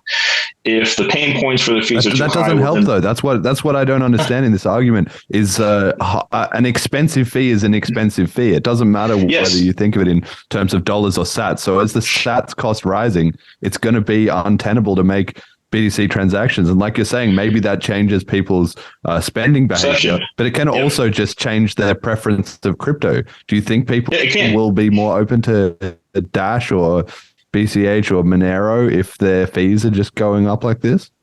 Personally, I think, and this is something I've been thinking about a lot, is privacy too, right? And I think multi-coin usage is probably going to be the best way to maintain your privacy. Right? Yes, absolutely. Because if you're right, because if like you're only transacting in one currency, okay, that has certain security, privacy, scalability issues, right? But if you're using different types of currency and you're breaking up, like one thing that I've recently come to is pattern recognition and time attacks, right? So if you're constantly doing the same thing over and over again, you're openly making yourself a target, right? Especially if you're moving large amounts of funds, and the timing attacks. But then if you're switching the network, right? Like, okay, it's like VPNs, right? I'm going to use VPNs in the US. Oh, but now like traffic is heavy. Let me go over to a VPN based in like Switzerland or something, and just kind of bouncing around. Because ultimately, no coin has perfect privacy or perfect security or perfect network transactions, So you're going to have some folks who we'll use Monero, we'll use Bitcoin Cash, we'll use Litecoin, we'll use all these things. And honestly, like, I don't see that as bad either. I think that's, especially if we can't solve the privacy issues on most coins and chains, it's like something has to work, right? It's like, I kind of take this analogy. So my dad, when he would walk around, just out in the street, like he'd have his debit card, but then he'd also have cash. And then for really, really like things hit the fan, he had a gold coin in his pocket, because you never know. You really don't. And like, I don't know what the future is going to hold. I don't know what things are going to work or break, but you have to be flexible in order to keep moving forward. Right. So I think it's good to many, especially like for somebody like me, I'm all in, right? I don't have a bank account, if I need to pay with USD, like I need to have that token to on-ramp onto USDC, right? So that's either going to be like Ethereum, Tron, Matic, or whatever. You need it, right? So, hey, that's in the back pocket. Load up on the USDC or the Tether or whatever the case may be to send it out, right? And then the other part that I never understood with people is like you could just swap, Well, you can, unless the fees are too high. That's the exact point. If you have, let's say, $1,000 of BTC and the fees are now $200 per transaction, because you're doing a multi-input one where you're trying to get all your funds out, and everybody's trying to do that at the same time. Not everybody gets out, or a lot of people are below the threshold that their money can actually work. So that wouldn't work. Not for everybody. Right. So, I mean, so you're setting yourself up to get screwed. So hold on. I have BTC that I have been unable to move. I don't want to hold BTC. No. I can't move it and haven't been able to move it for multiple years because first off, it's sitting in a custodian somewhere, and the fees that they've set to move it are more than the actual BTC that I have. So this BTC is now worthless to me. I've written it off. It will never hit the network again. And I'm sure people will thank me for making their sats more valuable or whatever. Right. But it's a worthless form of money for me. And there's so many, I'm a little riled up here because I feel like we've been building on assumptions. And I don't agree with some of them. But I experienced the fee crisis in 2017. And at that point, I was like, okay, I don't want to use this anymore. And I worry about the people, especially if we have a situation with bank runs and hyperinflation and all this, that people are going to try, like they'll get into BTC and they'll be stuck there. And then it'll just be burned money and they have to they'll have a bad taste of all of cryptocurrency because they'll be like, well, if this one has high fees, why would this one be different? And most average people aren't going to look into the technical details of scaling, right? Mm-hmm. And then if we were to say, well, Lightning could be the solution here, well, for everyone to even get on Lightning, it would take 40 years. How is that like an appropriate solution? And I think there's some validity to the multi-coin thing, but I think it's better off to have one shared currency. And the altcoins, or the vast division of different cryptocurrencies, really, in my mind, is only a benefit as far as censorship resistance goes. If one coin starts to get censored, well, try another one, try another one, try another one. You could probably outrace the cat if you're the mouse here. Yeah, I'll stop from there. No, I hear what you're saying. Like, both of you guys, like, I'm not a developer, I'm not a coder, and I can only, like, my experience with Bitcoin has been pretty good. Like, the Lightning Network from my end has worked, but I'm very well aware and cognizant of that it doesn't work for everybody in certain places, right? And some people have been asking me, like, hey, should I move my HODL funds to, Lightning? I'm like, no, don't do that. Like, I'm like, dude, I'm not a financial advisor. Also, I don't know, right? I don't know what works for certain individuals, right? And yeah, and I do think the same way of, like, if somebody's going to get into a currency and it's too expensive to use, that's a problem, right? And for me, I'm like, dude, I hear you and I'm with you, and developers, people need to hear this as well. I mean, if it's moving from Bitcoin, maybe not going to use Bitcoin, or they're going to use Bitcoin Cash to move faster, or they use Lightning, or they use Dash, whatever. Like, me personally, I don't care like what people use. What I care is that you're not in fiat and you're not supporting the system. And as far as like the Bitcoin, issues of scalability and problems go, it's like, I do hope things, resolve. I don't know what those answers are, right? Yeah. And I won't pretend to know. Like, I'm not that smart to figure well, that's just the interesting. That's the interesting thing about all this, right? Is that obviously you can go back all in history. I'm totally on board with it. I 100% I agree with you that ultimately everybody getting out of fiat is the end game. It doesn't really matter. People will find what works. I like that.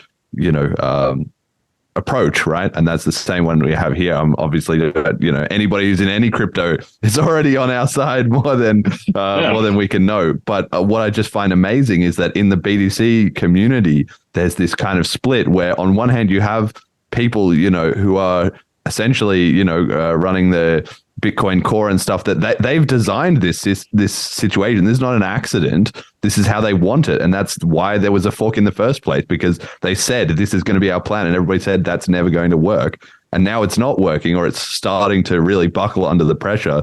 And a lot of the rest of the community, such as yourself, kind of say, oh, well, maybe we'll hope for a solution in the future. Like, where's the solution was to switch to an alternative, because they're not going to change their minds. The ones who are in control, that's the same thing with, to do. Yeah, it's like with Litecoin, right? Litecoin was a solution that yes, did its own thing. But when I mean, like, it's not a one day someday, but it's like, let's say, for example, the Lightning scalability problem, right? People understand that. I'm really just trying to understand this myself, and building my own thesis around this. And yeah, the larger things get, the more centralization tends to happen, right? But, also that could be said for, look at Ethereum. Ethereum is scaled astronomically, but it's become pretty centralized, right? And I think that's the issue, is no matter what, like, even if we have bigger blocks, even if we have bigger chains, essentially the larger the network gets, the more resources it's going to take, and all roads will end up leading to centralization, right? In the end. And to some, with a lot of caveats, yes. Yeah, I don't, again, like, that's just the very general, like, assumption, or my guess anyways, is that eventually everything is going to end up being centralized. And that's why I'm like, right now, multi-coin, to get around things or to do other parts is, especially for privacy, is a good thing. And what I mean by, like, BTC, working on a solution is like, hey, look, if it means increasing blocks, okay. If it means doing this, all right. Like, the hardest thing any human being can ever say is 5 words. It's like, I'm sorry, I was wrong, right? Maybe. Yes, yeah, for sure. Yeah. I mean, it is for anybody. Like, Yes, I agree. I think that, but I also think too, there's one where it's like the rush, and this, I've had some interesting conversations with a couple of devs, right? And this is like scaling solutions. It's not just thinking about tomorrow. It's thinking about like, decades in advance, which to me, I'm just like, well, I'm trying to figure out what happens at the end of the year, Yes. So it's an engineering question that I don't have solutions for. Like, I don't know. Like, I'm a user of the product. I'm not the product manufacturer itself. And I like BTC. Like, it's been good for me. It's worked for me. And, and as far as like community goes, like, I'm more of a subscriber of like, I'm a freedom maxi. I'm not like a currency or blockchain maxi. Like, I'm sorry. I've been in those camps before, especially when it came to like gold and silver bugs. And it's like, we were very closed minded to anything. And now I'm just like, look, I need to do what has to work. Right. So to me, it's like, I don't care what coin you use first, just get out of fiat, period. Right. And let the free market do what it needs to do, and that's allow the competition to happen. If BTC is going to scale, or if it's going to find alternative routes to making transactions smoother, if this means like, I know SegWit was also super contentious, because that's another thing that I've been learning in the Bitcoin world, is that you have super hardcore fundamentalists that like SegWit is not good, right? And then SegWit's, other people are very anti that. And then even with it, like, the on-chain maxis as a whole, it's like, well, I'd rather SegWit than Lightning. I mean, it's so fragmented, and then it's like, and aside from that, then you have other coins on top of it. So for me, I'm just like, look, I'm keeping it simple as far as my usage goes. I don't know what works for other people, right? I don't know what their situations are. I don't know. That's the end of the day. It's just, we have to. We don't know, but we can guess, right? My question is, how high would fees need to get regularly on the main chain, or perhaps even on Lightning Network, because fees have been rising on Lightning over time. I mean, people are trying to put up guides about how to earn fees from Lightning routing, which is kind of paradox with Lightning is the low fee thing, but also we're going to earn fees on Lightning. Like, somebody has to be paying those fees that you're earning, right?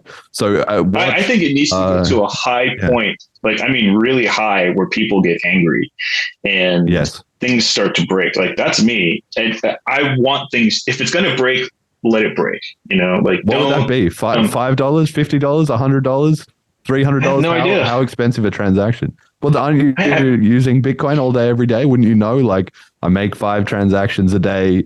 It would cost me, $50 if they were $10 each. I don't know. I mean, no numbers. Like, so here's my situation. Like, I understood, like, especially when ordinals was coming about, I knew that stuff was happening, and that my assumption was, I knew that the blockchain was going to start getting bigger. Right. So I made the attempts already to put myself on a Lightning network. I've also moved to some funds, rather, not cash, but like funds over to a couple other coins just in case too. But this is me being sort of that prepper mindset. So I'm like, pragmatic. Absolutely. Yeah. So if for me, it's like, I moved, some funds over to my Lightning node, and it's like, it only cost me 30 cents. Right. Yeah. And there are days where it's like, it's $1, but this is me being, again, the pragmatist, and I'm looking for my solutions, because that's what works for me. But for someone else, I'm talking to a guy yesterday. He's like, it's going to cost me like, $10 to move like this much amount of funds over to the network.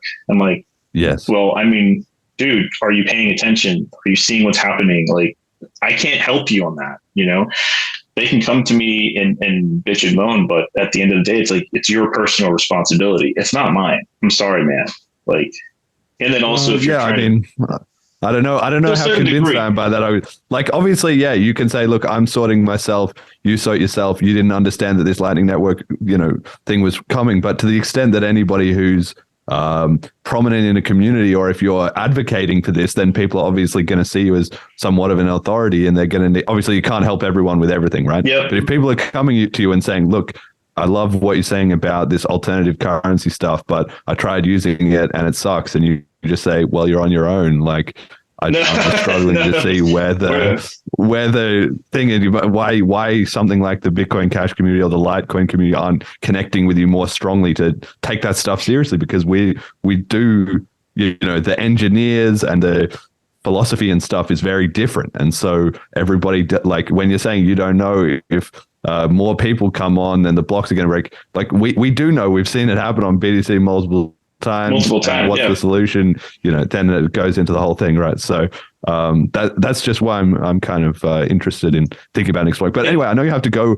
soon. We're kind of coming up to the end of our time. Do you want to give some shout outs? Or if you've got longer, we can go longer as well. Well, I mean, I just want to say, like when it comes to the individuals and they have some issues, like, again, I try to do the best that I can and provide some context or solutions for them. But it's like in a general broad scope, like, dude, I don't, right? It's like, I can't help you on that one. But you also said something too, which is like the Bitcoin Cash, the Litecoin, the Dash community, like in the Zcash, Monero, like all of them. I don't know if this is because things are so emotional right now, right? Like just as a society as a whole, like things are breaking and nobody really knows what's going on. But like all the fragmentation and tribalism for the most part is like, that's either going to help or it's going to hurt, right?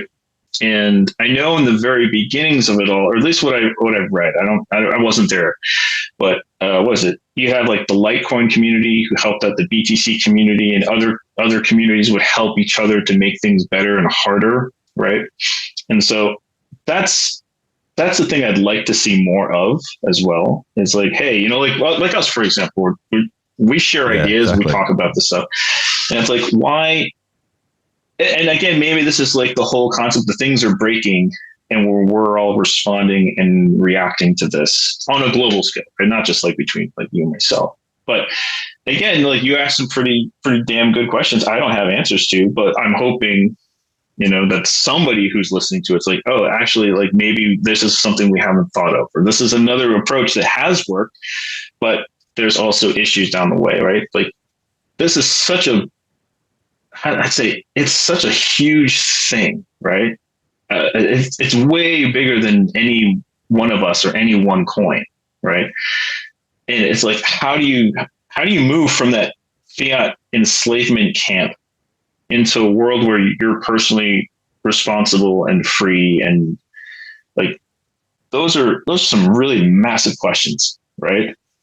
I'm just an artist who uses nothing's perfect, and I'm glad we can have this dialogue. I think it's super, super important. And, it's obviously just, and you're right, that historically there has been a lot of division. I think the cooperation between coins stuff, to the extent we can do that, it is really important. But I just, obviously being on this show, I have to at least make a stab at the fact that the Bitcoin Cash community and the BTC community, as much as we can try and cooperate and we're 99% on the same page, that 1%, it came down to a split for a reason. And so when you get to the pointier end of some of these questions as to how are we actually, like we're talking about walking the walk, like the Bitcoin Cash community, it's serious. Like everybody in the world being able to use this currency. And once you even do the most basic analysis of what it would take to have a system that everybody could use, it's clear that 1 megabyte or even 4 megabyte blocks is definitely not going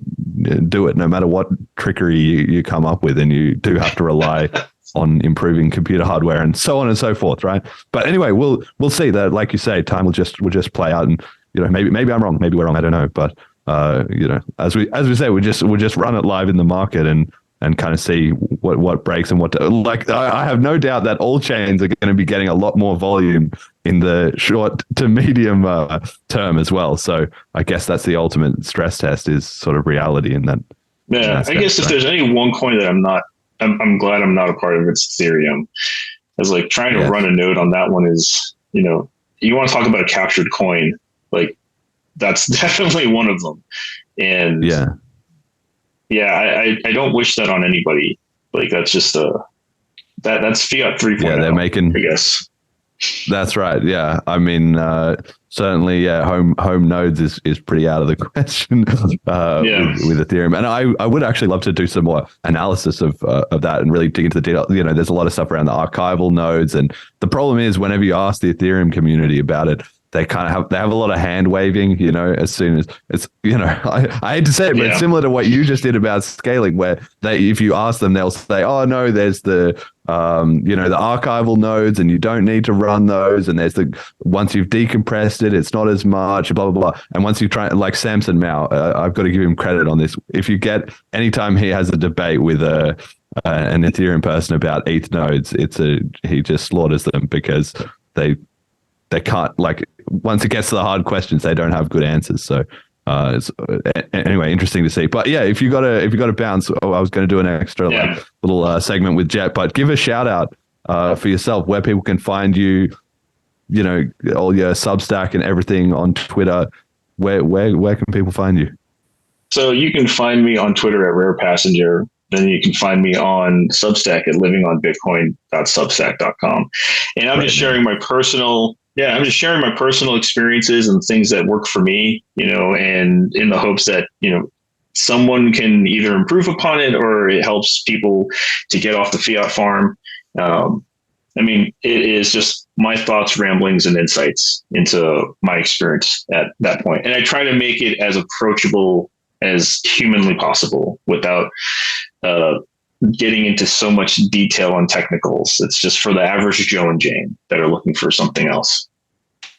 Yeah, absolutely. Okay, well, we'll have links to that stuff in the description. And yeah, I recommend everyone to check it out. As I referenced on this show, I was reading some of it earlier, and it's actually really good stuff. And you're definitely walking the walk. So I'm very glad you're on our team, as we observe the collapse of banking in our era.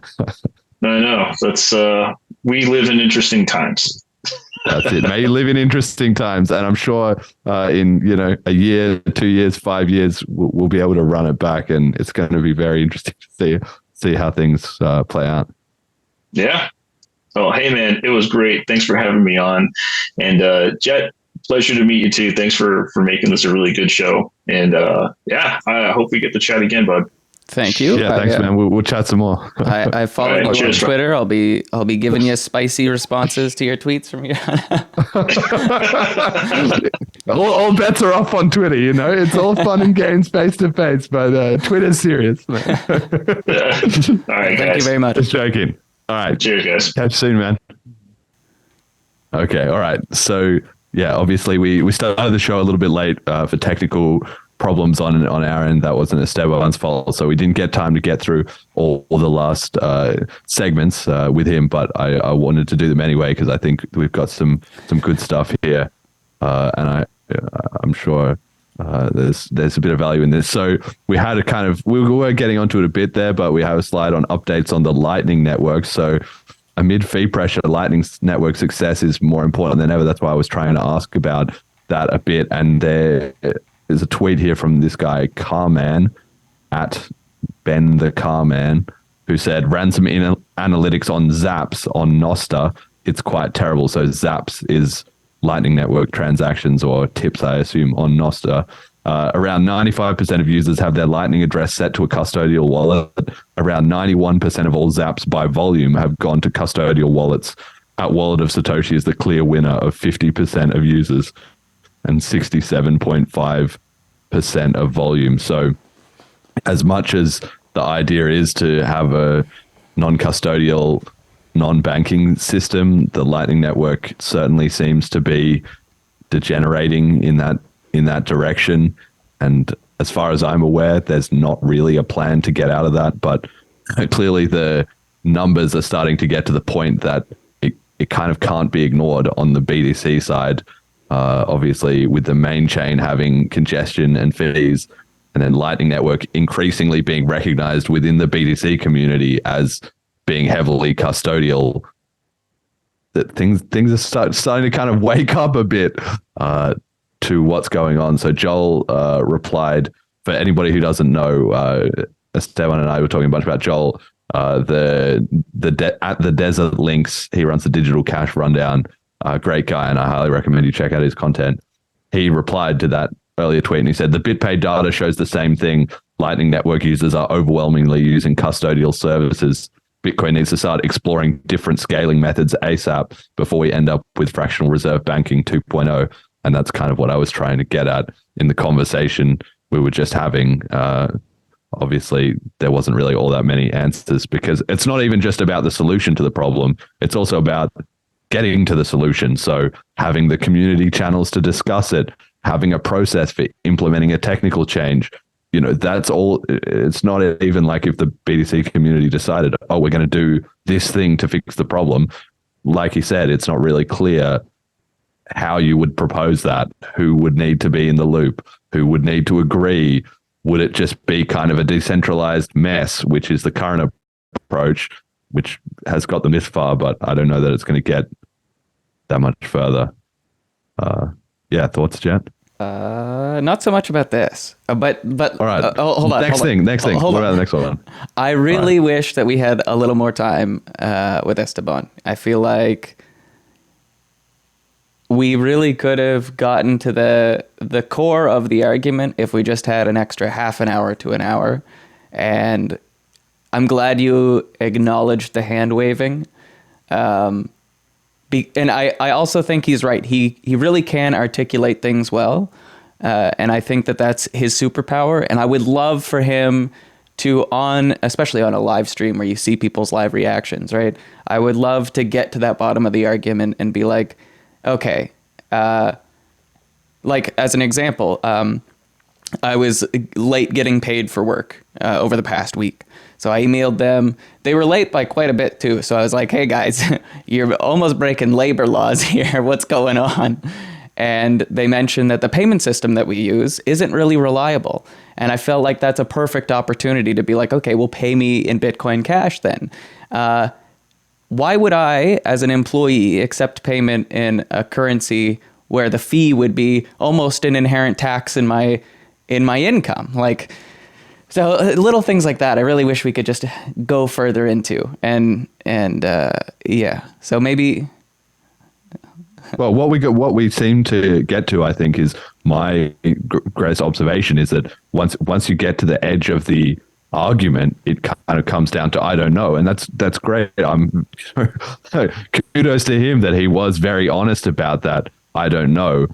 It was, and also yes, we didn't really have enough time to go into it and discuss any more. But it would be interesting. And like he said, he obviously said he already has a stash of a few other coins, so he's already thinking one step ahead, and maybe actions speak louder than words. That he's certainly not any sort of toxic maximalist or anything. So that's great. It's just going to be the case more and more that because we just did that debate, right, of Shinobi and Cyprian, and it was kind of the same thing where Cyprian had his number, and as soon as he got into the edges of where he knew, he just started saying, "Oh, we all just make retarded comments on Twitter." That was his kind of stonewall of I'm out, I've run out of answers. Yeah. And Esteban at least is a bit more honest than that and just said, I don't know. And then also, I'm not a developer. But he still knows a lot about Bitcoin, whatever he says. And the arguments are not that complicated that him or anybody else couldn't understand it. Just in terms of if you've got a fixed cap, fees have to go up. It's that simple. As more transactions try and get on the network. And once people fail with that, they switch to alternatives. That was kind of where I was going. But yeah, I guess we just didn't have the time to get into it all in detail. It's hard to do it on a live show for sure as well, especially for him being, this is obviously my show. You're on it all the time. We're in our comfort zone. It's harder as well for him. But anyway, I'm sure over time he's certainly absorbing a lot of this information. I've seen that on Twitter and so forth. So I expect he'll pay more attention to the sort of Bitcoin Cash, because he's right as well. It's not good that there's been division and the split up network effect yet again. That was another hallmark of the block size war, where if we kept everyone on the same page, none of this would even be an issue. The only problem is because BTC got captured and it's the market leader, then we have to reform the network effect somewhere else. Yeah. And everybody disagrees. And so they're all in different camps. But the idea is to get everyone back on the same page with Bitcoin Cash. It's just very unfortunate that I think that that's where we should do it. And that's where probably most of the listeners think we should do it, but not where everybody else can agree and they think it's Monero and we think this Monero's got problems and they think Bitcoin Cash has got problems, and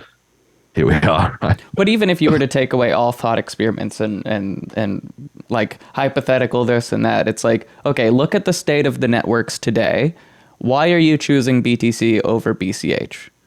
Right? I think that's a pretty straightforward question. And like he said, he uses Bitrefill and stuff. It's possible BCH is not available on those services, and like he's obviously arranged things so that it works with BTC, whatever services he's using, whatever people he's in contact with. There, it's a two-sided network effect money, right? So the people he's traded with, they're used to BTC. So then if he goes to them and says, "Hey guys, I'm switching to BCH," he has to sort of unplug every individual person that he trades with. He could do it in a phased approach as well too, but that would be, then they're going to say to him, well, if I thought BTC was the thing that was going to fix everything, if you're coming to me now with BCH, why is next week it's not going to be something else and something else and something else? So that's a new avenue of problems he's going to have, which is why if you don't think it, far enough into the future and you put your rep on the line, then obviously you have to take the L later on. But I don't know. All right, let's go on to the next thing. We've also got here community comment of the week. Comes from Bitcoin Magazine. So we've got a clip here. It's 2 minutes long on one of their recent very recent Twitter spaces with some absolute heresy being spewed out. So I got to give credit to my listeners. I'm trying to remember who it was specifically. Maybe it was Omar, but somebody in the Telegram chat surfaced this up and they were listening to it live and they mentioned it in the Telegram chat. So we got a perfect another little clip of the continually changing narrative, what big blockers have been saying since the start, because it's very logical and reasonable and has been banned and censored for years, is now finally under pressure from the rising mempool fees and so on, becoming an inevitable reality that the BTC side have to face. Yeah, that's super interesting, Aaron. And maybe just to explain to the audience to the broader point that you're making, and correct me if I'm wrong, but basically what you're saying is due to the size of blocks in Bitcoin, and therefore the number of transactions they can support, it will take X amount of time basically for every human being on Earth to have an individual transaction on that blockchain. And that's just a factor of block time and transaction size and block size. Is that correct? Yeah, you can do the napkin math, right? Like if you want a UTXO on the chain, which you need even for Lightning, like even if you want to use Lightning, you need a UTXO on the chain. And we can have between, let's say 10, I think 10 is optimistic. I don't remember the exact number, but let's say we can have 10 transactions per second. So now you can sort of do the napkin math. If we want to have 7, 8 billion, maybe in a couple decades from now, 10 billion people will have their own UTXO. So how long is it going to take to record all these UTXOs on the chain? 10 per second. And I think the napkin math would add up that's going to take 40 years or something. It's going to take way too long. So, that's why I'm saying we can't have hyper-Bitcoinization, at least not in the self-custody way, within a couple of years. That's just literally physically impossible.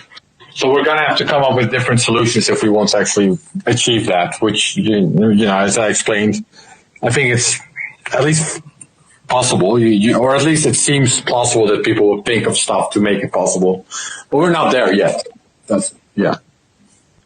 I like to remind people that the best Bitcoin developers have yet to be born yet, and the most innovative Bitcoin solutions have yet to be invented yet. So it's one of those things, the longer we live with Bitcoin, the closer and more intimate we come to understand the workings of the system. So I'm optimistic, Aaron. Yeah, I'm optimistic too. I think, it's an open protocol. That means anyone can. So we're seeing right there, this is just the very basic, simplest argument. that the big blockers said in 2015, and were told that they were evil and were attacking the network. And if you're so smart, fork off. And they did. And then that was also an attack. And Bitcoin Cash, despite all its many problems and issues, has run very smoothly with no spikes in transaction fees the entire time, even when there's been high network activity and all that. Well more than BTC has processed per unit time. And it's just very telling to me that the BTC community, they're just hoping and praying for a solution. Bitcoin coders that haven't been born yet, what you're talking bloody 2023 April, Satoshi 2.0 is going to be born. Give him 18 years to grow up and learn to program, which ChatGPT has probably eliminated programming from existence by that point. But anyway, then some mega genius shows up in the future and fixes all of their problems for them 20 years later.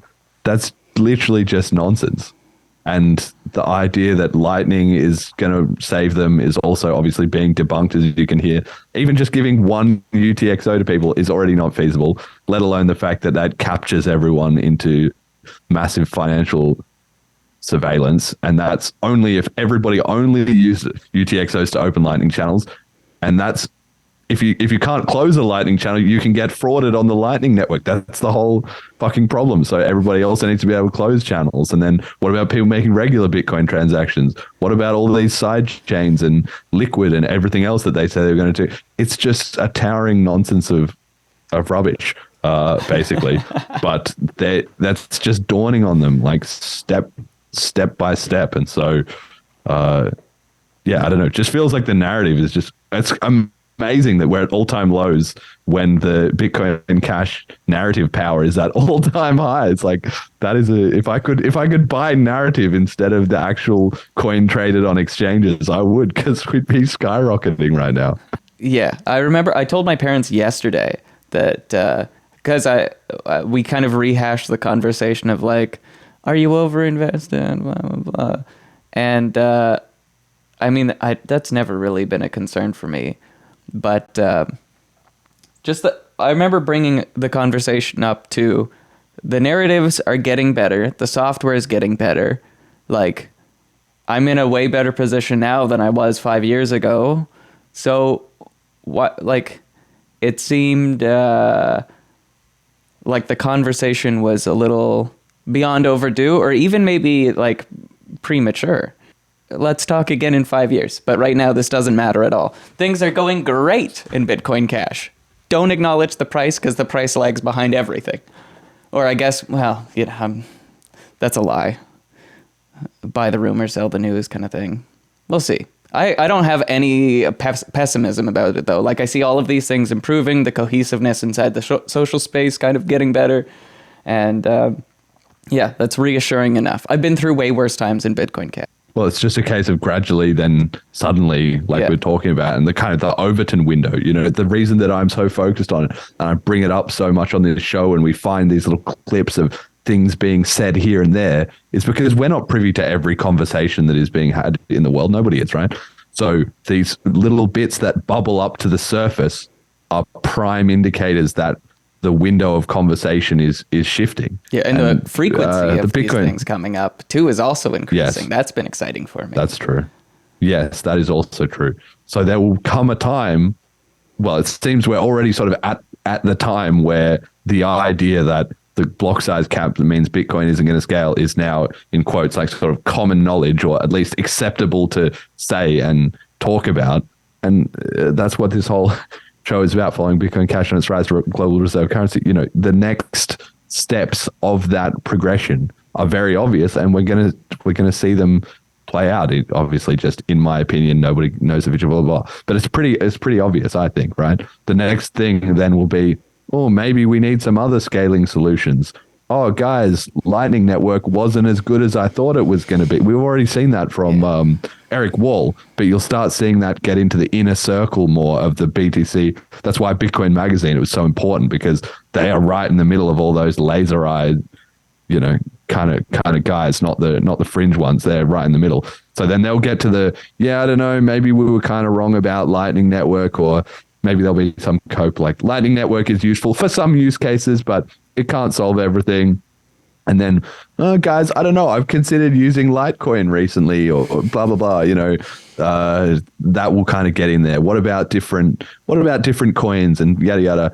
And then however long, I don't know, might be 3 months, might be 6 months, might be 2 years, might be 5 years, but eventually it'll come around to, the Bitcoin Cash, and maybe they were right about the block. Should we increase the block size? Like, what do we think about that, guys? I'll just temperature check on that. Obviously, the longer they take, the more Bitcoin Cash will have just accelerated further and further ahead.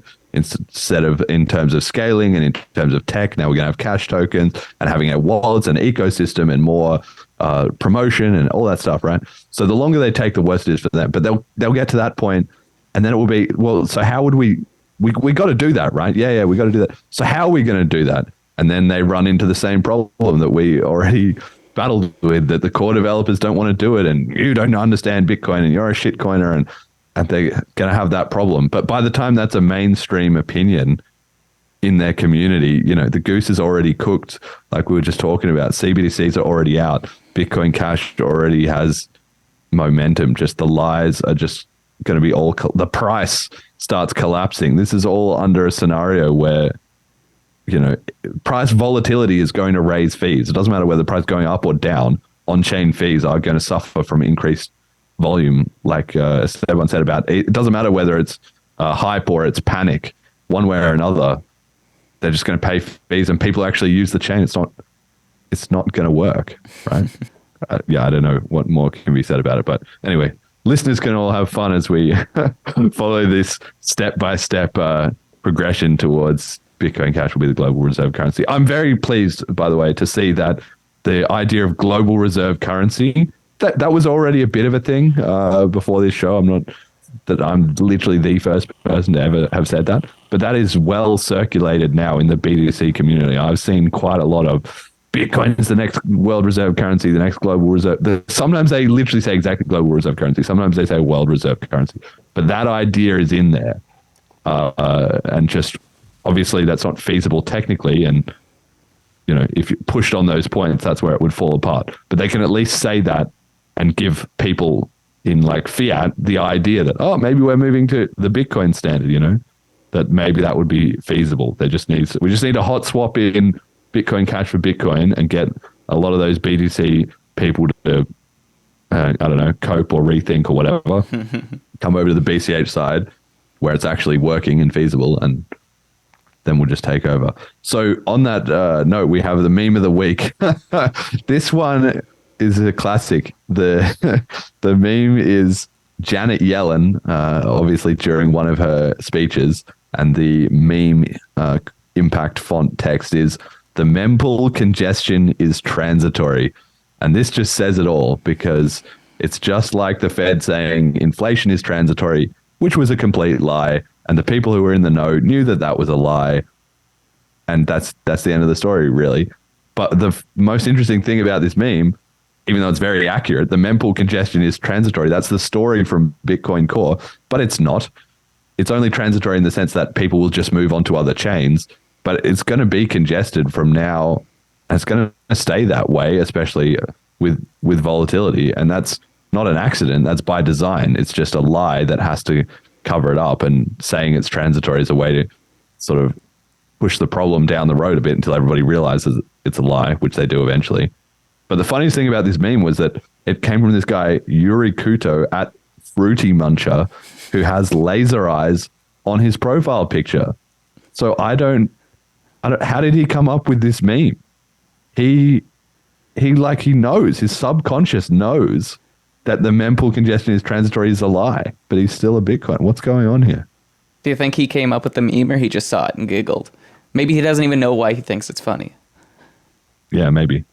I don't know. I just thought it was fun. I did want to ask Esteban about this. I had this one, in the chamber to ask him what he thinks the mempool congestion is transitory. Isn't that the same as the Fed saying inflation is transitory? But anyway, we didn't get a chance to really hear about that.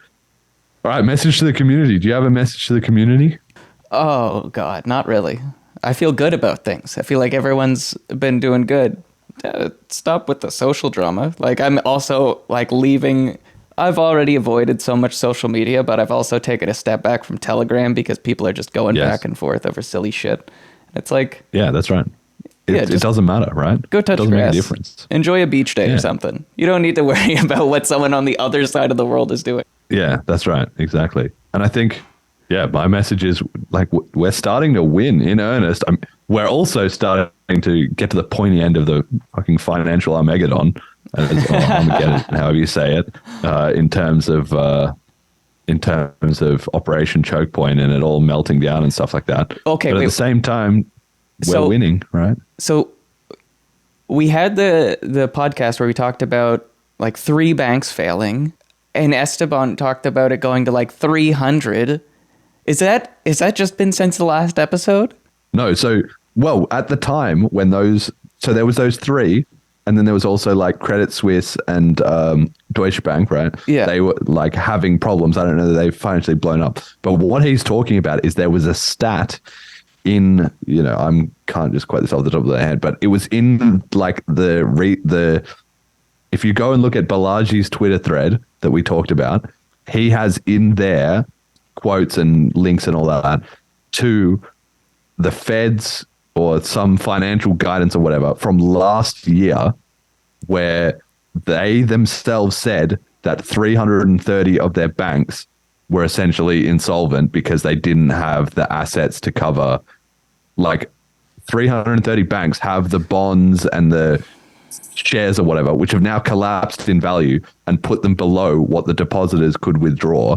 So those banks are already insolvent. But the way they're keeping the shell game going is by saying, yeah, but we bought those bonds at $100, so they're still worth $100. Well, maybe now the bonds are worth $20. But until they acknowledge that they're worth $20, then they can just say, yeah, it's all fine. It's an unrealized because they don't need to cash right? them all out. That's right. Yeah. Unless there was a bank run, like happened in those other ones, and then it doesn't matter. Then it becomes a realized loss pretty quickly because people are actually trying to get the money out. So there's 330 banks that are already in that situation. Okay, so I need to reassess my own. But the bank run hasn't started for them yet. Yeah, I remember. So when all the SBF stuff happened, I mentioned this on the podcast. The Ontario Teachers Pension Plan had like multiple millions of dollars invested, and that was just gone. And when the 3 banks collapsed in the U.S., our finance minister, Chrystia Freeland or whatever her name is, was like, Canada is, essentially safe. And Canadian banks have so much exposure to American banks that I'm not entirely convinced by that. Again, what else could she say? That makes sense. But yeah, hearing from 3 to 300, I was like, shit, maybe I need to start pushing to leave or like taking cash out. Because I've got, more cryptocurrency than fiat at this point.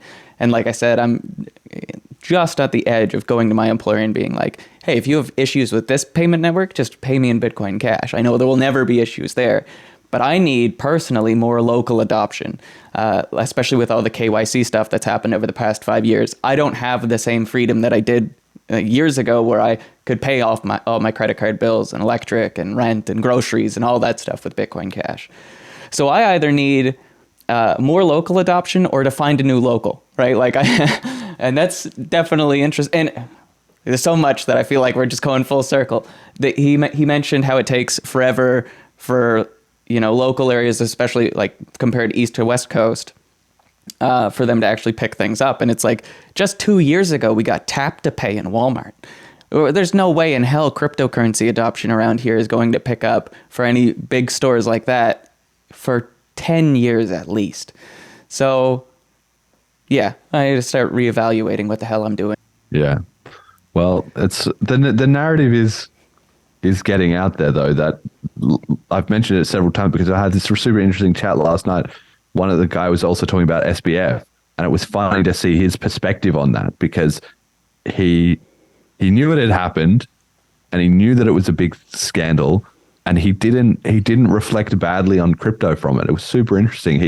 He said like what happened there, and he was asking some questions. And when I explained to him about, okay, he was basically running a crypto bank, and if you're running a bank and your bank, scams you with the money, and then you try and withdraw and it's not there. Well, then the bank has scammed you and you're wrecked. And that was exactly what happened. Just he did a crypto version of that where he was running a crypto bank. And so people need to learn to self-custody their money. Just like if you have cash under the mattress, you can't get rugged by a bank run.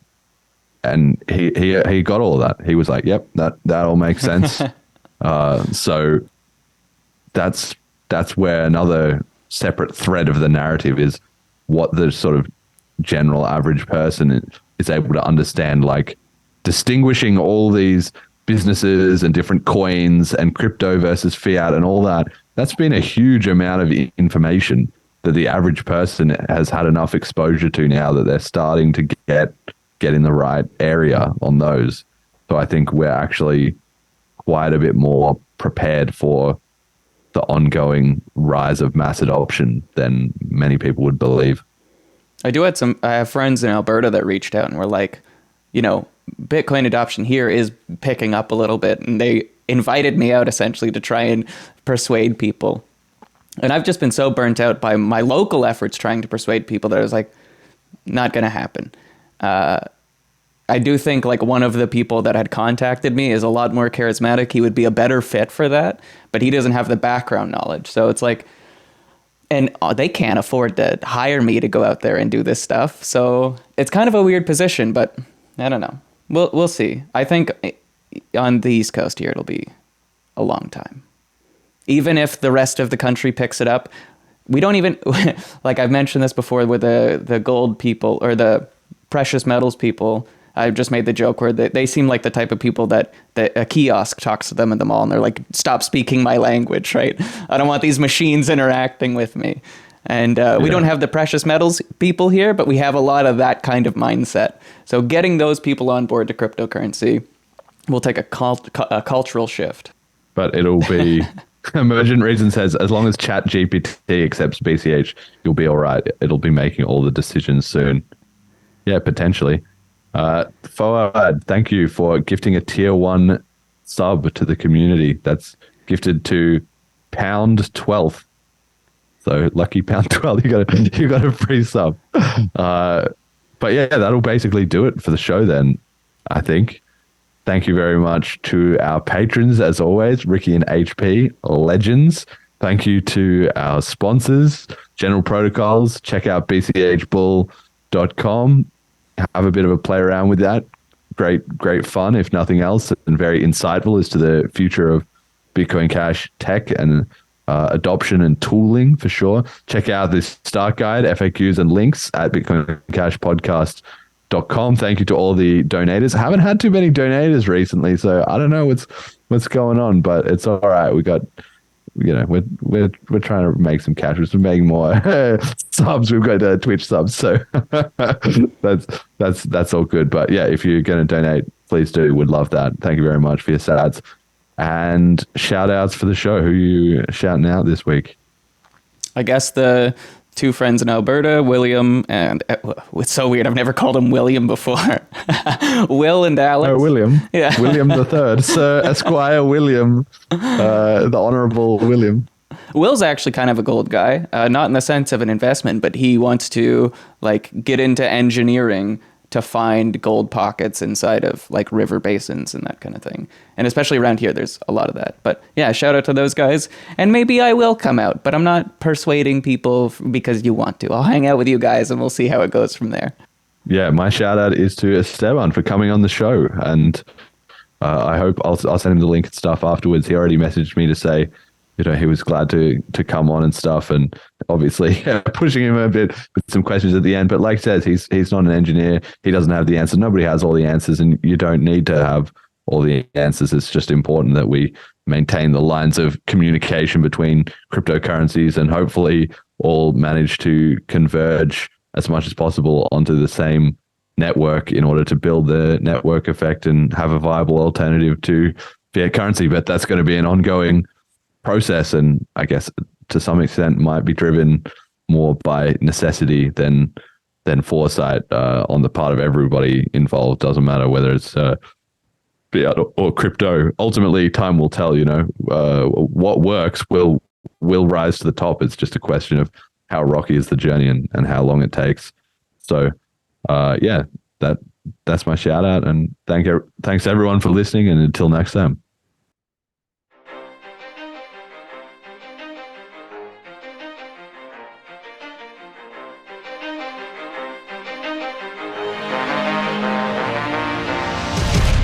The greatest story the world has ever known. The rise and rise of Bitcoin. 2022. A single chance for the world, a single moment in time. Bankers captures all, our cryptocurrency flies. Gets to decide, Phoenix fly from the flame. Bitcoin BCH, forever changing the game. An underdog story.